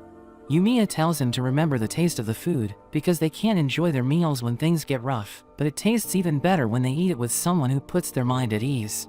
He tells Nagato he can't change the past, so he needs to learn to live with it, and Yumiya knows that he'll face challenges in the future. But he tells him to remember the taste of the food when that time comes, telling Nagato it's proof that he's never alone. Everyone continues to enjoy the food, but Yumiya realizes that Sakura is sad, so Niri notes that he blames himself for what happened. He mentions that he hates himself, because he talked big, but he couldn't move like he usually does during the fight. Yumiya knows that he felt it after he saw his friends losing, and tells him his movements were affected because he likes them. Sakura becomes embarrassed hearing this, but he hits his leg, and Yumiya laughs at him. After that, Yumiya asks Hiragi what he thinks about Sakura, and he notes that Sakura is just like Yumiya, who thinks he has incredible potential. Nagato and Anzai meet the girl, who realizes they're in terrible condition, so she starts crying, but she welcomes Nagato back. The girl thanks Sakura for saving him, but he tells her not to mention it, because he was just keeping his promise. Meanwhile at Keel's hideout, one of them stands up, and reveals that he went there to watch the fight with Furin, but he's disappointed because Keel was no match for them. He thinks the group is done for, since Notori failed as their leader, but he notes that it doesn't matter, because he gained something from the battle. He thinks about his next move, and removes his jacket, revealing a strange tattoo on his back. We see Anzai talking to his classmates, and Niri is glad he feels better now. Anzai asks him if he has news about Sakura, but Niri explains that he hasn't been reading his messages, and they realize he's absent, so they wonder what happened to him. Anzai is worried, because he was sad after the fight, so Niri decides to call him. Everyone's happy he picked up, but he suddenly hangs up, so Anzai wonders if he's okay. Niri mentions that he isn't sure, but he believes Sakura is sick. Niri and Suo decide to visit him, and they start looking for his house. But when they arrive at his address, they see a poorly maintained building, and Suo notes that it looks like a haunted house. They head to his unit, but realize the doorbell isn't ringing, and Suo notes that the door isn't locked. He sees Sakura's shoes inside, and calls out for him, but they don't see anyone in the room, so Suo decides to go in. Niri tells him they can't just barge in, but Suo reminds him that Sakura lives alone, and he probably can't move because he's sick. So Suo thinks something bad might happen to him, and Niri imagines him dying alone, so he starts screaming. Sakura hears him and tells him to keep quiet, but he's surprised to see his friends, so he asks them what they're doing there. Niri explains that they're there to visit him, and Suo realizes he isn't feeling well, so he tells him to return to bed. They see his room, and realize that he really lives alone, so they offer to help him out, asking him if he wants to eat the food they brought for him. They show him the gifts from their classmates, and Niri notes that they can help him recover, but he tells them not to worry about him, because he just needs to rest. Suo tells Niri they shouldn't bother him, and they decide to leave, telling him to contact them if he needs anything. But Niri asks Suo why they're leaving, so he explains that it's better to leave Sakura alone, because he isn't used to having friends at his house. Suo thinks they should give him space, so that he won't tire himself out, telling Niri they should visit him again if he doesn't come to school tomorrow.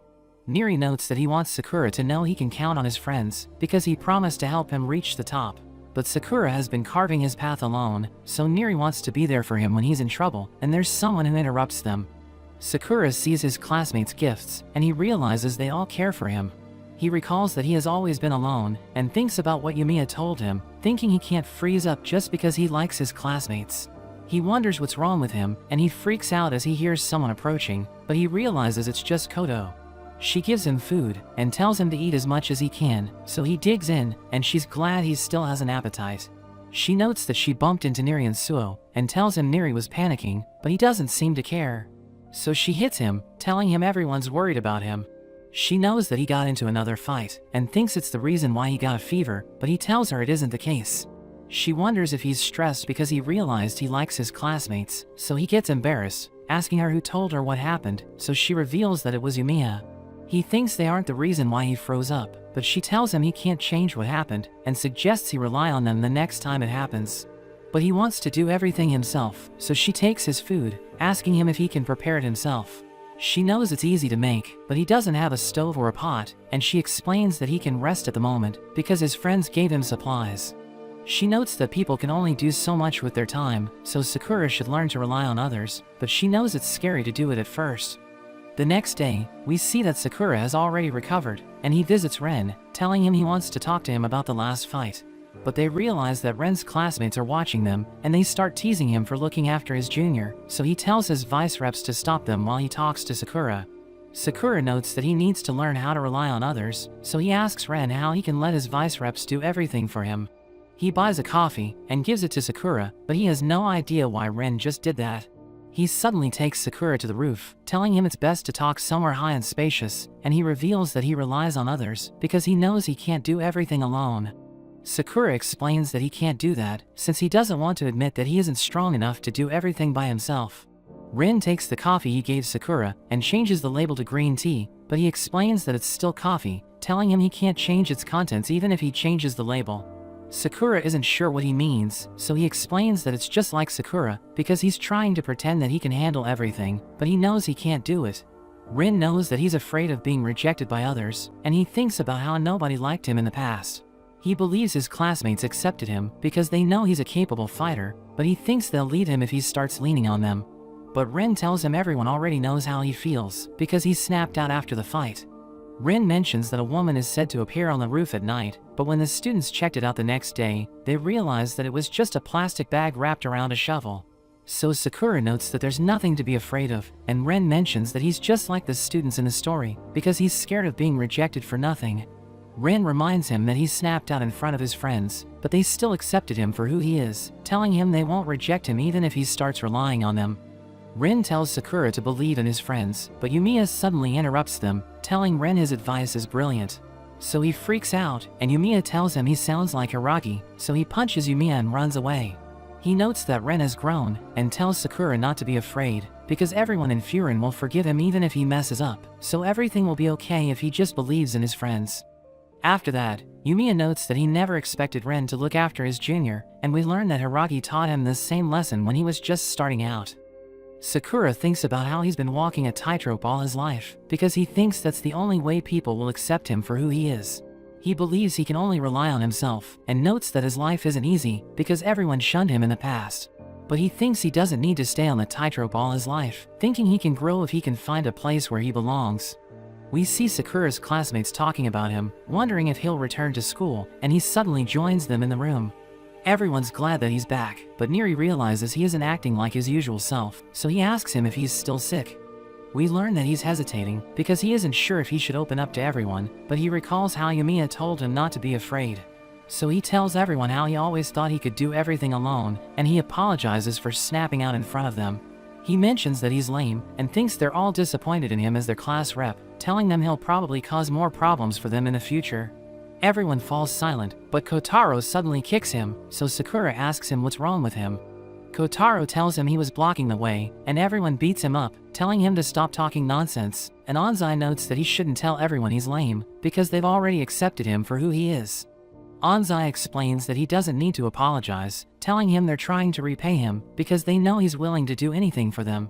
He realizes that they like him for who he is, so he finally feels like he has found a place where he belongs. Suo knows that he's struggling to take it all in, because he's always been alone, so he tells him to take his time. But Anzai mentions that Sakura doesn't understand them, so they should eat together after school. He knows that they just want free food, and his classmates start making demands, so Anzai tells him to decide what they should eat as their grade rep. Suo asks him what he wants to eat, and he mentions that he wants a rice omelette, so everyone decides to go to Koto's cafe. Suo is glad that Sakura is starting to feel better, but he realizes that Neri isn't acting like his usual self. So he asks him what's wrong, and Neri explains that he just spaced out. Everyone heads to Koto's cafe, and we see that she's upset because she can't serve all of them, reminding them that her place isn't a restaurant. But they beg her to make rice omelette for them, so she realizes she doesn't have a choice. Sakura apologizes for what happened yesterday, telling her he'll give back her bowl next time, but she realizes he's acting strange. Everyone enjoys the food, and a boy named Takanashi notes that since Sakura confessed how lame he is, they should all say something bad about themselves. They tell him to kick it off, so he reveals that he hates bugs, telling them he gets weak whenever he sees them. Taiga is up next, and he tells everyone he's afraid of ghosts. So he always keeps the lights on when he's in the bathroom, and never closes his eyes when he takes a shower. He notes that his muscles are no match for ghosts, asking Sakura if he's also afraid of them. Suo explains that everyone has a weakness, and Kiryu asks him what he's afraid of, so he reveals that he's scared of manju. Sakura asks him if he's referring to the food called manju, but he reveals that he lied, because he couldn't think of anything. But Niri knows that he hates the food called natto, since he gathered information about him. So everyone decides to look for natto, and he tries to stop them, but they all gang up on him. Sakura smiles, but they stare at him, so he asks them what's wrong. Everyone laughs at him, because they know his smile isn't cheap, and Koto is glad they're all having a good time. Yumiya watches them from outside, and he thinks about joining them, but Hiragi stops him, telling him not to interrupt them. Sakura sees Yumiya as he leaves, but he sees a girl following him, so he wonders who she is. After that, we see everyone on the rooftop, and Sakura wonders why Yumiya gathered them all. Hiragi reveals that Yumiya's policy is to have a gathering every once in a while, so that he can talk to them. But Hiragi adds that he also does it to show people his plants, because he's happy when people appreciate how much they've grown. Sakura meets the girl he saw at the cafe, but he realizes she's taller than him, and when he hears her voice, he realizes that she's actually a guy. So he freaks out, and Niri tells him to stop being rude, because he's talking to one of Furin's 4 kings. He introduces himself as Tsuku, and Niri wonders if he knows about Sakura, so he reveals that he heard about him, because his moves make him stand out. He reveals that he also likes his appearance, and hopes Sakura can get used to the way he dresses up. But he notes that he sees nothing wrong with it, and Tsuku is happy hearing this, telling Sakura he's a good boy. But he realizes that he hugged him too tightly, so he lets him go, and introduces him to his vice-reps. He reveals that they're brothers, and the older one's name is Seiryu, while the younger one is Yuryu. They stare at Sakura, and Seiryu comments on his appearance, but Tsuka hits him and tells them to stop staring. Yumiya invites everyone to taste the soup he made, and Tsuka tells him it's perfect, telling him he could open a restaurant. Tsuka notes that he's falling in love with him, and Sakura becomes flustered hearing this, so everyone wonders what's wrong with him. Suo explains that Sakura is just responding to the vibes between them, and notes that he's sensitive to moods and gestures, so even the slightest things make him blush. Tsuka thinks Sakura is an innocent boy, and he blushes even more, so they realize that he really is sensitive. He apologizes for getting flustered, and Tsuka tells him it's okay, but his vice-reps tell him they need to go, so he bids everyone farewell. But he suddenly stares at Sakura, and invites him to go on a date with him. We see Sakura and his friends with Tsuku, who reveals that they will visit the home of an old man named Ito, telling them he visits because he worries about him. He reveals that Ito lost his wife a year ago, so he now lives alone, and Tsuka notes that they just need to spend time with him, because he seems to be depressed. But he cheerfully greets them as they visit him, and they note that the garden has been trimmed, so they think he isn't depressed at all. Tsuku introduces him to the others, and he notes that Sakura's eyes are beautiful, saying they remind him of the time he went to the beach with his wife Yui. He recalls that they watched the sunset together, and it was so beautiful that they couldn't move properly that night. But he apologizes for reminiscing about his past, telling them to come in, and they realize that his house is a mess. Tsuka mentions that he needs to replace his light bulb, so Niri volunteers to do it for him, and they start cleaning his house. He tells Sakura to take a box to the back room, but he sees that it's filled with dusty clothes, realizing Ito hasn't worn them for a long time. After that, Tsuku invites Ito to go on a date with him, telling him to dress up when they go outside, and he reminds Ito about the time he saw the cherry blossoms with his wife. Niri and Suo realize they were fashionable as a couple, and Ito reveals that Yui was always stylish, so he tried to match her fashion sense. He notes that he once gave her a dress, and he thinks it wasn't very stylish, but she matched it with accessories and shoes to make it look better. Tsuka thinks she wore it for a long time, but Ito tells him it isn't the case, revealing that she didn't talk much, but he enjoyed every moment he spent with her. Tsuku and the others are about to leave, and Ito thanks Sakura for reminding him about his wife, but he explains that he didn't do anything. Tsuka notes that Ito has become lively, but he still appears to be in pain, so Tsuka thinks something's bothering him, and he wants to lift his spirit. Suo wonders why he's willing to go so far for Ito, so he explains that he owes him and his wife, because they loved him for who he is. In a flashback, we see Tasuku watching the girls play, and his friends know that he finds their toys cute, but they give him a flyer about cars, so he pretends to like them. But when he turns it around, he sees an ad about accessories, and he thinks about adding them to his collection, because he finds them amazing. He sees an earring on the floor, and thinks it looks pretty, but Ito suddenly appears, telling him his wife lost it, so Tasuku gives it to him. Ito invites him to his house, where he meets Yui, who thanks him for finding her earring. He thinks her dress is beautiful, and Ito becomes happy hearing this, telling him he asked her to wear it this season. He tells Tasuku to visit them again, so that he can appreciate Yui's clothes, and ever since then, he went to their house every day, so that he could see their clothes. But one day, he sees Yui wearing her lipstick, and she asks him what he thinks about it, but he explains that he doesn't know since he's a boy.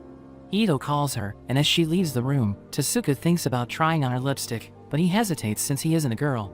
She tells him to go ahead, and helps him put it on, while Ito joins them, telling him it looks good on him.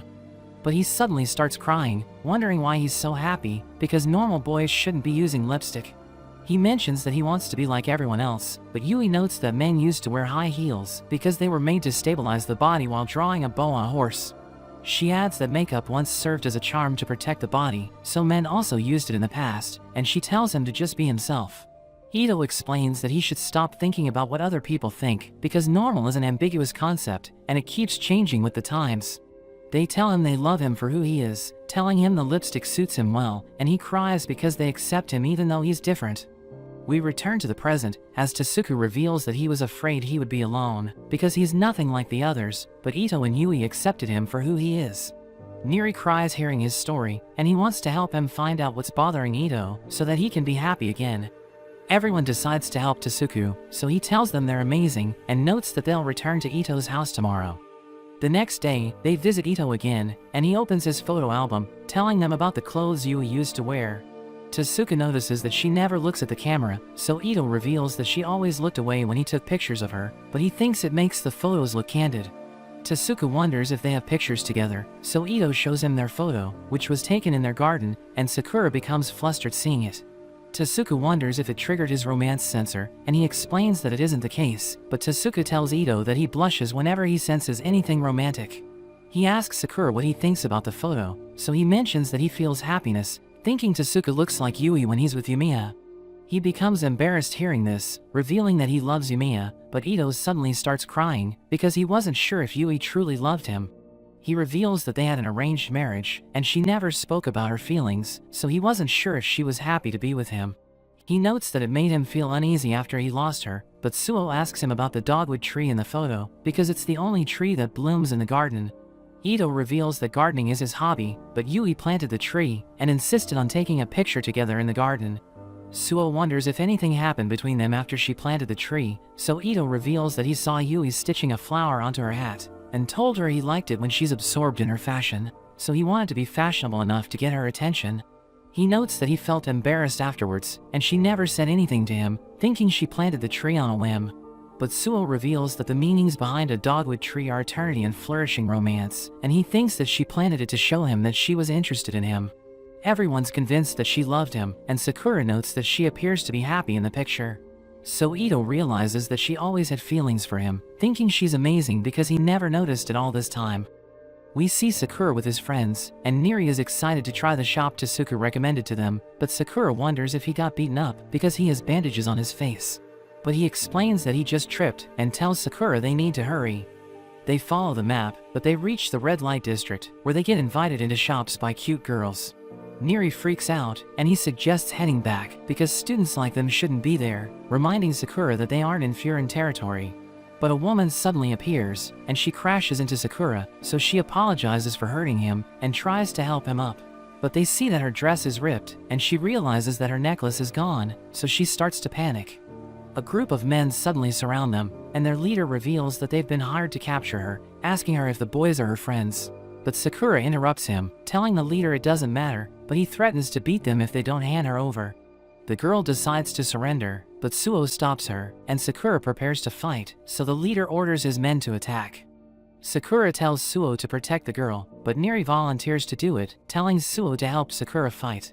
He thinks it's a bad idea, but Suo thinks they should trust him, and he recalls that Ren told him to believe in his friends, so he tells Neri to stay with the girl. The men charge in, so Sakura and Suo start taking them down, but one of them gets past and goes for Neri. Sakura becomes worried, but Neri keeps his eyes focused and ducks at the last second, causing the man to fall. In a flashback to a few days earlier, we see Neri walking with Suo, who asks him why he appears to be down, so he explains that he feels useless. He notes that he wants to be helpful to Sakura, but he isn't strong enough to do anything, so he begs Suo to teach him how to fight. He agrees to teach Neri how to protect himself, but tells him to stock up on band-aids since he's going to get hurt. They begin their training, and Suo notes that Neri should learn to defeat his opponent while protecting himself, so he wonders if he's about to learn an awesome technique. But Suo tells him he'll become a roly-poly, and he becomes confused, so Suo tells him to try punching him. Neri rushes forward, but Suo suddenly disappears, causing him to fall over, telling him to duck at the perfect moment to defeat his opponent. He's about to hit the ground, but Suo saves him, and he thinks he can master the technique since it's basic. But Suo suddenly prepares to hit him, and he panics, so Suo tells him not to close his eyes during a fight. We return to the present, as Neri's opponent hits the ground, but another man prepares to kick him, and he panics. So Suo saves him, and knocks the man down, reminding Neri that he should never close his eyes, but he compliments him for pulling off the move he taught him. Sakura is impressed, and he copies the move to defeat his opponents, as their leader realizes that his men have been wiped out. Sakura starts beating him up, but he misses, and the leader realizes he's wide open, so he tries to counter, but Sakura suddenly knocks him out. The girl can't believe Sakura's group defeated everyone, and Suo tells Neri he did a good job, but he thinks his execution was lame, but Sakura tells him that he looked cool. Neri asks the girl why the men were chasing her, but Sakura sees someone approaching, so he pushes Neri away and blocks the attack. He realizes that the man is stronger than the ones they took down, while the girl tries to stop him, but he refuses to listen to her. He asks them if they were hunting her down, and realizes she got hurt, so he becomes angry, but she suddenly slaps him, telling him to listen to her. She explains the situation to him, so he immediately apologizes for his actions. He admits that he always springs into action without thinking, but Suo tells him it's okay, and Neri asks them who they are. So the man introduces himself as Kanji, and also tells them about Shizuka, who sings at a bar, mentioning that she's like an angel when she's on stage, and she's flattered hearing this. Neri notes that they seem to get along, but Suo sees Sakura's reaction, so he thinks they're more than just friends. Kanji asks him why he's blushing, but he suddenly pulls him and Shizuka to safety, as he sees an enemy behind them. But a man named Miyoshi suddenly comes to their rescue, and his gang joins him, as he scolds Kanji for being reckless, telling him his feelings for Shizuka are always getting in the way. Neri panics as he sees them, but she tells him it's okay, because they're all her allies. They think Kanji defeated the group of men, but he explains that he didn't, and notes that Sakura's group took them down. Miyoshi apologizes for the trouble their chairman caused, so they realize that Kanji is their leader, and he reveals that their group is the Roppo Akiza. Neri is surprised hearing this, because he recognizes them as a super brawler team, which clashed with Furin in the past. Kanji hears him, so he realizes they're from Furin, and Neri thinks he's screwed up, but Kanji doesn't care, and he tells Sakura he likes him, because he jumped to save them from the surprise attack. Shizuka asks Neri if he knows Tasuku, so he reveals that they went there to meet him, and she mentions that Tasuku also works at her bar. So Sakura and his friends decide to go there, and they see Tasuku dancing in front of everyone. They all enjoy his performance, thinking he's amazing, but Sakura doesn't seem to be impressed. Tasuku buys food for them, telling them it's his way of thanking them for helping Ito, who seems like a different person now, because he's been dressing up and going out more often. Tasuku notes that he plans to enjoy his life before he joins Yui, and he thanks everyone for helping Ito cheer up, while Suo mentions that he enjoyed talking to him. Tasuku orders a fruit platter for them, but he realizes that his vice reps are behind him, and they thank him for the free food. He can't believe how much they've eaten, and he realizes he needs to pay for them, so he cancels his order, telling them to be more modest. Neri notes that his performance was amazing, telling him he's extremely talented, so he's flattered, but Neri starts asking him questions about his dance. So he explains he got hooked after he saw videos of it online, and he wanted to perform on stage. But he couldn't find a place to dance near Furin, so he begged the manager of the bar to let him perform there. Kanji joins them, and he reveals that he was there when it happened, but Tasuku asks him if he worked with Sakura to stop a drunken brawl. So he reveals that it's true, and he notes that Sakura saved him, but Tasuku tells him to be responsible, because he's the guardian of the street. Sakura and his friends wonder what Tasuku means by guardian, so Kanji explains that fights are common in the street because it's filled with booze and entertainment. So he worked to maintain order and gathered like-minded people to form the Roppo Akiza. Sakura and his friends realize they're just like Furin, and Tasuku notes that they're around the same age as them, which surprises everyone. But Kanji explains that they're different from Furin because they just gathered to deal with troublemakers, while Furin was started by Yumiya, who built everything from scratch. Kanji thinks he's amazing, and Neri is happy that the leader of Roppo Akiza praised Yumiya, but Kanji hopes Furin doesn't run into troubles in the future.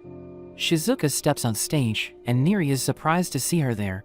She puts up a stunning performance, as everyone realizes that her voice is amazing, and Kanji notes that she became the #1 performer in just 3 months.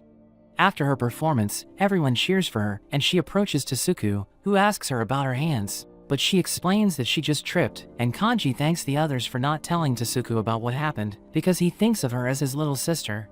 So he would get angry if he found out, and Kanji mentions that Tasuku is scary when he loses his temper. But a man suddenly bursts through the door, and he tells Kanji that a gang is causing trouble outside, thinking they're with the group that Sakura defeated. So he decides to deal with it, and Tasuku wants to join him, but Kanji begs him to protect Shizuka because the gang might enter the bar. Sakura and his friends head outside, and Kanji tells them to stay there, but Sakura reminds him that he was the one who beat up the group, so he needs to take responsibility. Tasuku knows they're hiding something, but he tells them to go ahead, telling Kanji to make sure Sakura and his friends get back safely. They head outside, and Neri notes that they might need help, because he knows that the Roppo Akiza only has a few members. They reach the battlefield, as Kanji tells Neri not to underestimate his men, because they're all excellent fighters. We see the members of Roppo Akiza beating up the gangsters, and a man named Shogo throws one of them away, while the fighter named Ritsu kicks everyone in his path.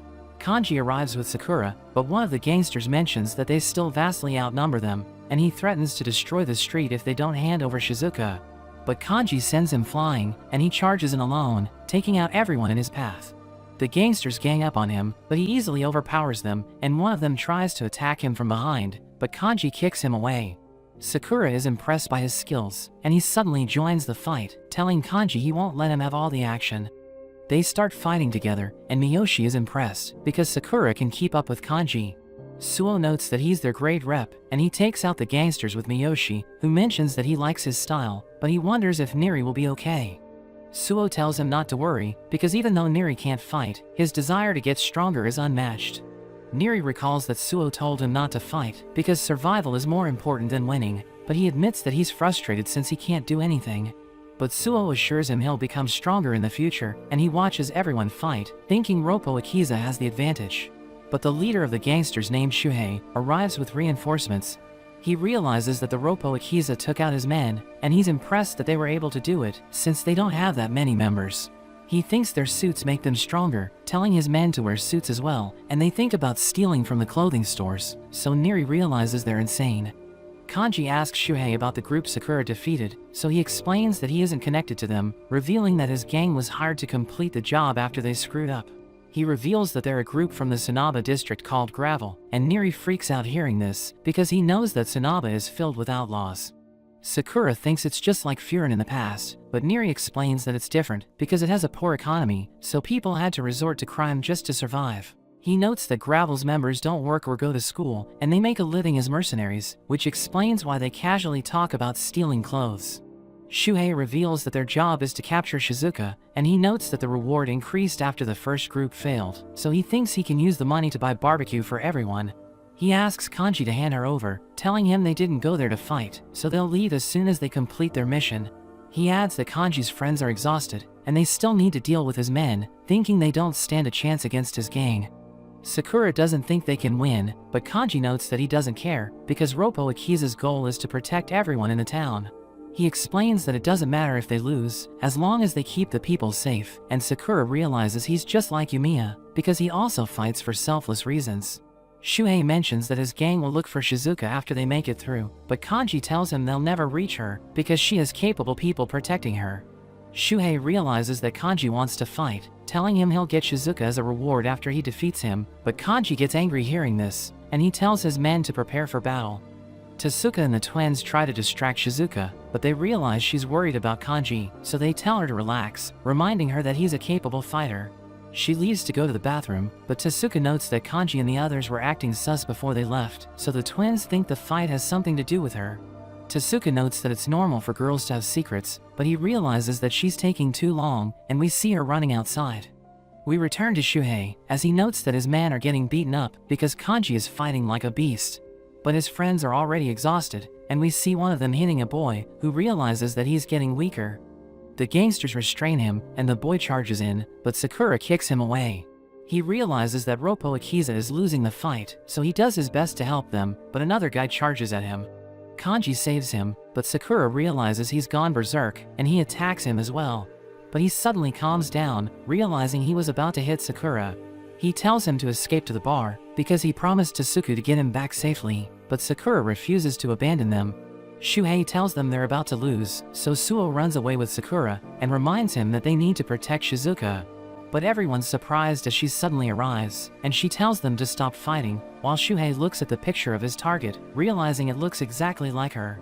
She decides to go with him, because she doesn't want the Roppo Akiza to get wiped out, but Neri tries to stop her, telling her they're fighting to protect her. But she explains that she wants what's best for them, because she appreciates everything they've done for her. In a flashback, we learn that Shizuka came to the town alone, and Kanji looked after her, asking her about her hobbies. So she revealed that she likes to sing, but she thinks she isn't good enough to perform in front of an audience. He asks her to sing anyway, and he's stunned by her performance, telling her he'll help her find a job as a performer. We return to the present, as Shizuka notes that she enjoyed her life in the town, because she's surrounded by wonderful people, and even fell in love for the first time. So she doesn't want the Roppo Akiza to get hurt, telling them to let her go, but Shuhei laughs at her, because he knows that she also came from the Sanaba district. He knows that she worked as a cleaner, but a rich pervert wanted to buy her, so she decided to run away. He mentions that everyone got dragged into the mess because of her, and Kanji becomes angry hearing this, telling her not to listen to him. But the gangsters surround him, and Shuhei tells her to come over if she wants to save everyone, so she rushes to get to him, while Sakura tries to stop her. But they're surprised to see the twins, and Tasuku suddenly appears, so she tells him to go away, because she has already made up her mind. But he asks her what she wants to do, and she mentions that she wants to be with everyone, so he tells her to stand back while he takes care of everything. Shuhei explains that she finally woke up from her dream, and it's time for her to stop living a life that isn't fit for her, but Tasuku thinks he's just jealous of her. He notes that people who make fun of things usually aren't happy with themselves, but Shuhei mentions that he doesn't get it, and he orders his men to crush everyone. So they rush forward, and Sakura prepares to join the fight, but Tasuku stops him, and tells Sakura and his friends to look after Shizuka. He explains that he believes in them, because they helped him save Ito, so he wants them to stay by her side, and they promise to keep her safe. He prepares to join the battle, and tells his friends he'll deal with Shuhei, but the gangsters get in his way, so he orders the twins to clear a path for him. They work together to beat up the gangsters, and everyone thinks they're amazing, because their movements are perfectly synchronized. One of the gang members tries to attack Tasuku, but he kicks him away, and challenges Shuhei to fight him. Sakura tells Shizuka to stop blaming herself for the chaos, and notes that everyone's doing their best to fight for her, so he's determined to protect her. But Suo notes that the gangsters can't get past Tasuku and the twins, who are beating up everyone in their path. The twins note that Roppo Akiza was struggling against the gangsters, because they were vastly outnumbered, but the gangsters are about to get wiped out. Shuhei orders his men to charge in, but Kanji and his friends instantly take them out, so Shuhei becomes angry, and charges in, but his attack is easily blocked. Tasuku invites him to dance with him, telling him to take the lead, and he struggles to hit Tasuku, who dodges his attacks and kicks him away. He can't believe his gang is struggling to complete the mission, thinking it must be because their enemies are well fed, and he decides to fight seriously.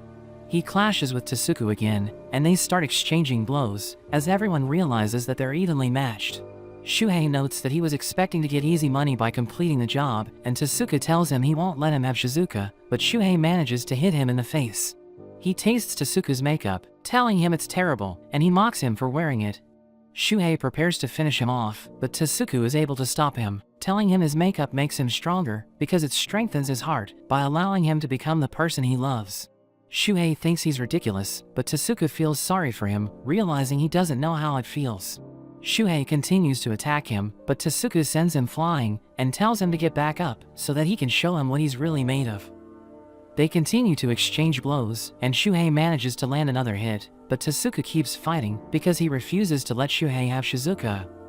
Shuhei grabs onto his hair and punches him in the face, but he endures the blow and kicks him down. Shuhei's friends become worried, but he gets back up, and Sakura wonders why they care about him because they didn't react when their other friends got beaten up. In a flashback, we see all the kids in the Tsunaba district fighting over food, but Shuhei decides to befriend them by sharing his food with them. He believes that everything will improve in the future, but the population continues to grow, and they don't have enough resources to feed everyone. He eventually realizes that nobody will save them from their extreme poverty, so he decides to take action and suggests forming a team with his friends. They think it's a bad idea because they aren't good at anything, but he mentions that they can use their numbers as a selling point and split the rewards with everyone. He notes that they can succeed together, and they put their plan into action as they start working as mercenaries. They're able to complete tasks for their clients, and their situation improves, so Shuhei thinks he made the right move. We return to the present, as Shuhei notes that they need to take from others to move forward, because miracles don't happen in the real world. He thinks Tasuku will never understand them, because he was born with a decent background, while they had to fight over food just to survive. Shuhei mentions that he never had anything to begin with, so Tasuku's words are just noise to him, and he punches him away. But Tasuku thinks his words reached Shuhei, because he appears to be in pain, telling him he wants to get to know him better. Shuhei is angry and charges at Tasuku, as his friends mention that they've never seen him so desperate.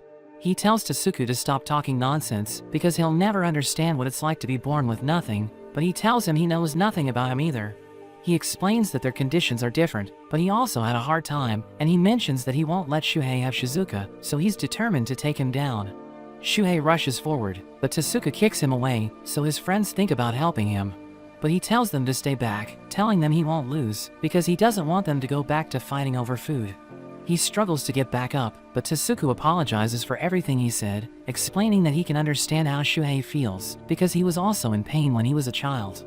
But he mentions that he was saved by the people he loves, telling Shuhei they helped him become the person he is now. He doesn't understand why Shuhei never loved anything, but he mentions that he wants to help him, because he's suffering like he did in the past. Everyone's shocked hearing this, but Shuhei mentions that Tasuku won't be able to do anything to save his friends, because they can't find respectable jobs. He thinks they have no choice but to live as mercenaries, because they're struggling to feed themselves every day. But Kanji mentions that his manager needs more workers, and we learn that the other shops are also hiring, so Shuhei realizes that they can find jobs there. Kanji isn't sure if he can ever forgive him, but he knows that Shuhei needs help, and Tasuku notes that he's willing to do anything to help him. Shuhei is touched hearing this, so he decides to give up, and everyone can't believe he just admitted defeat.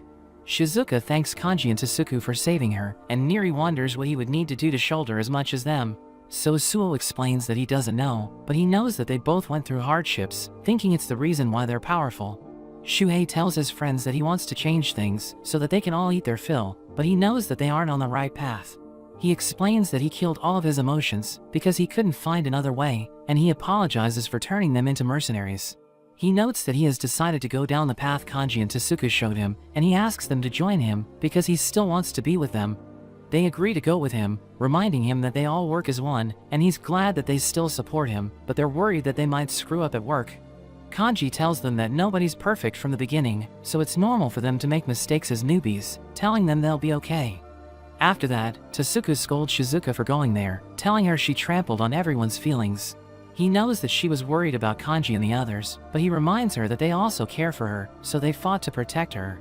Kanji tells them to calm down, reminding them that everything turned out well in the end, but she realizes that Tasuku is right, because she didn't have the resolve to trust everyone. She apologizes for her actions, and he wonders why she didn't tell them what she was thinking, telling her she can rely on them when she's suffering. He hugs her, telling her he loves her, and she thanks him for saving her. He tells her to appreciate Kanji for standing up to her, telling them they should get together, but the twins mention that they should go at their own pace. Everyone thinks they're a great couple, but Suo wonders why Sakura's romantic sensor isn't going off, because he usually blushes when he sees people in love. But he explains that he doesn't like how the Roppo Akiza fight, since they didn't care about winning or losing, telling them he can't stand seeing his friends get beaten up. But they just laugh at him, and Kanji tells him to keep his spirit, telling him what he just said is naive, but he just might make it a reality if he doesn't give up. Niri and Suo tease him, and he starts arguing with them, while Kanji notes that he's excited to see what kind of person Sakura becomes. Shuhei apologizes for everything, and mentions that he's looking forward to working with Kanji, promising to take full responsibility if his friends do anything. But Kanji wonders if they'll be okay, because the person who hired them to kidnap Shizuka is still at large, so Shuhei promises to talk to him. The boy with the strange tattoo appears, and he realizes that Shuhei failed, but he mentions that he still has a card he can use against Furin. Tasuka recognizes him and asks him what he's doing there, but he explains that he just goes wherever he wants, saying life is only a way to kill time until they die. Sakura wonders how Tasuka knows him, and he jumps down the roof, but he hurts himself, revealing that it's the first time he has jumped from the second floor. Sakura thinks he's messing with them, but he senses his demonic aura, and everyone prepares to take him on. So the boy reminds them that they just met, but he isn't afraid to throw down, and Shuhei mentions that he wants to talk to him alone. Tasuka realizes that the boy is the mastermind, and Sakura wonders who he is, so Tasuka reveals that he's a former Furin student named Endo. Niri and Suo recognize him as a living legend, but he mentions that he left Furin after a year, and Sakura wants to beat him up because he hired Shuhei to kidnap Shizuka. But he reveals that he recognizes Sakura because he watched him fight the members of Keel, so he knows how Sakura charged in alone. Endo thinks he's struggled because of his friends, so he thinks Sakura doesn't belong in Furin, and he tells him to quit. But Niri is upset hearing this, telling Endo he doesn't know Sakura, and his friends charge in, but Endo dodges their attacks. Sakura joins the fight, and he pushes Endo back, but he explains that he wasn't mocking Sakura, revealing that he actually thinks highly of him.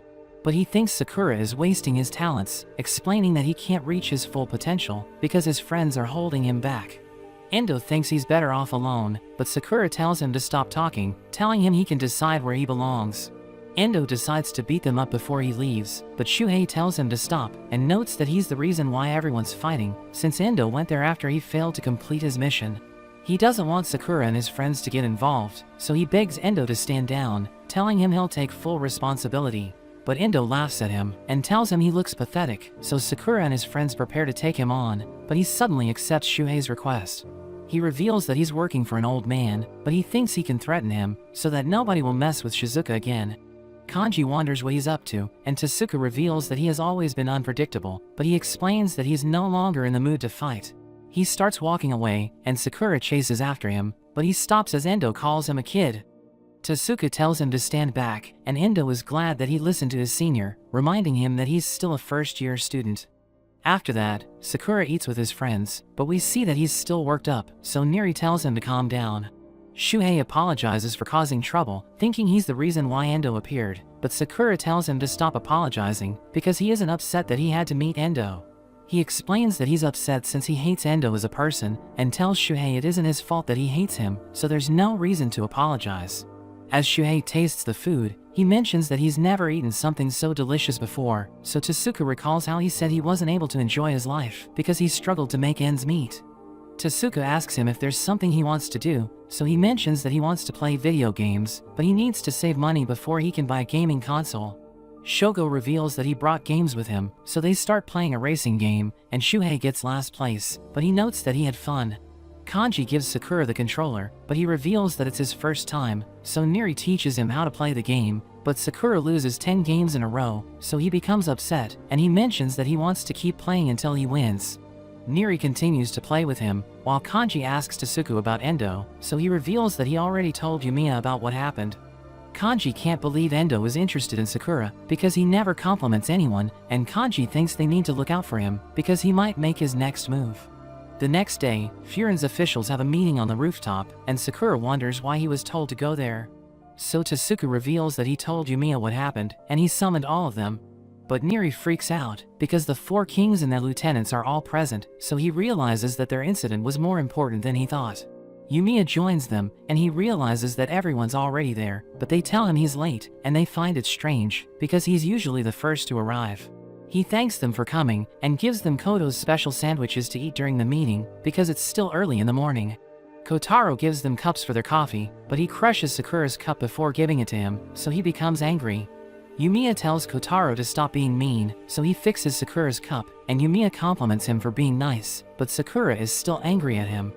Hiragi tells Yumiya to get to the main topic, and Niri prepares to report what happened yesterday, but Yumiya reveals that he already knows about it, because Tasuku told him everything. He explains that he wants to talk about Endo, but he needs to start with the history of Furin, so it's why he decided to gather everyone. Niri knows that Furin was united after Yumiya entered the school, and he mentions that the story is correct, but he notes that they left something behind when they first created Furin. He asks Neri how much he knows, so he starts telling everyone about Furin's history, revealing that Yumiya's group entered the school 2 years ago, when it was divided into factions. They used to fight among each other, but Yumiya's group defeated all of them and turned them into allies. After a year, they were able to unite Furin, which became the protectors of the town, and everyone's impressed by Neri's knowledge of the history. Yumiya mentions that his story is correct, but Hiragi knows it isn't true, and Neri realizes he's about to hear a story he's never heard before, so he starts taking notes. Yumiya asks him how much he knows about Endo, so Neri notes that he's famous because he's a living legend who created a faction of super brawlers. But unlike Yumiya's group, which gained allies through expanding their power, his faction was a small group of elites, which crushed every team that opposed them. Endo's group was said to be so brutal that they burned everything to the ground, so nobody wanted to mess with them, and we learn that they were the biggest obstacle to Furin's unification. Yumiya eventually defeated them and united Furin, but Endo's group decided to leave instead of joining them.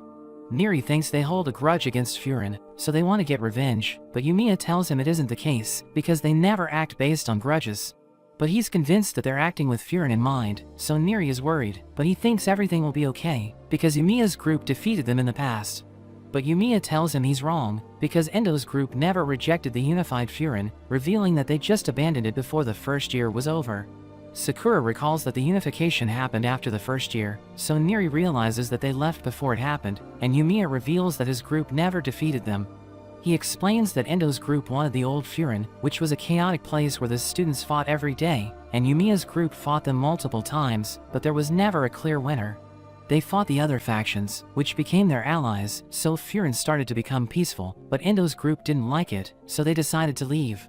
But they're still keeping the chaos of the old Furin within themselves, so they're like the shadow that was left behind, and Yumiya notes that they're becoming a threat to Furin once again. He's afraid that they want to revert Furin to how it used to be, so Neri is worried, but Sakura thinks it's perfect, because he wants the chance to fight them. He recalls that before he joined Furin, he wanted to become the #1 fighter, but he ended up making friends who care about him, so he now wants to protect them.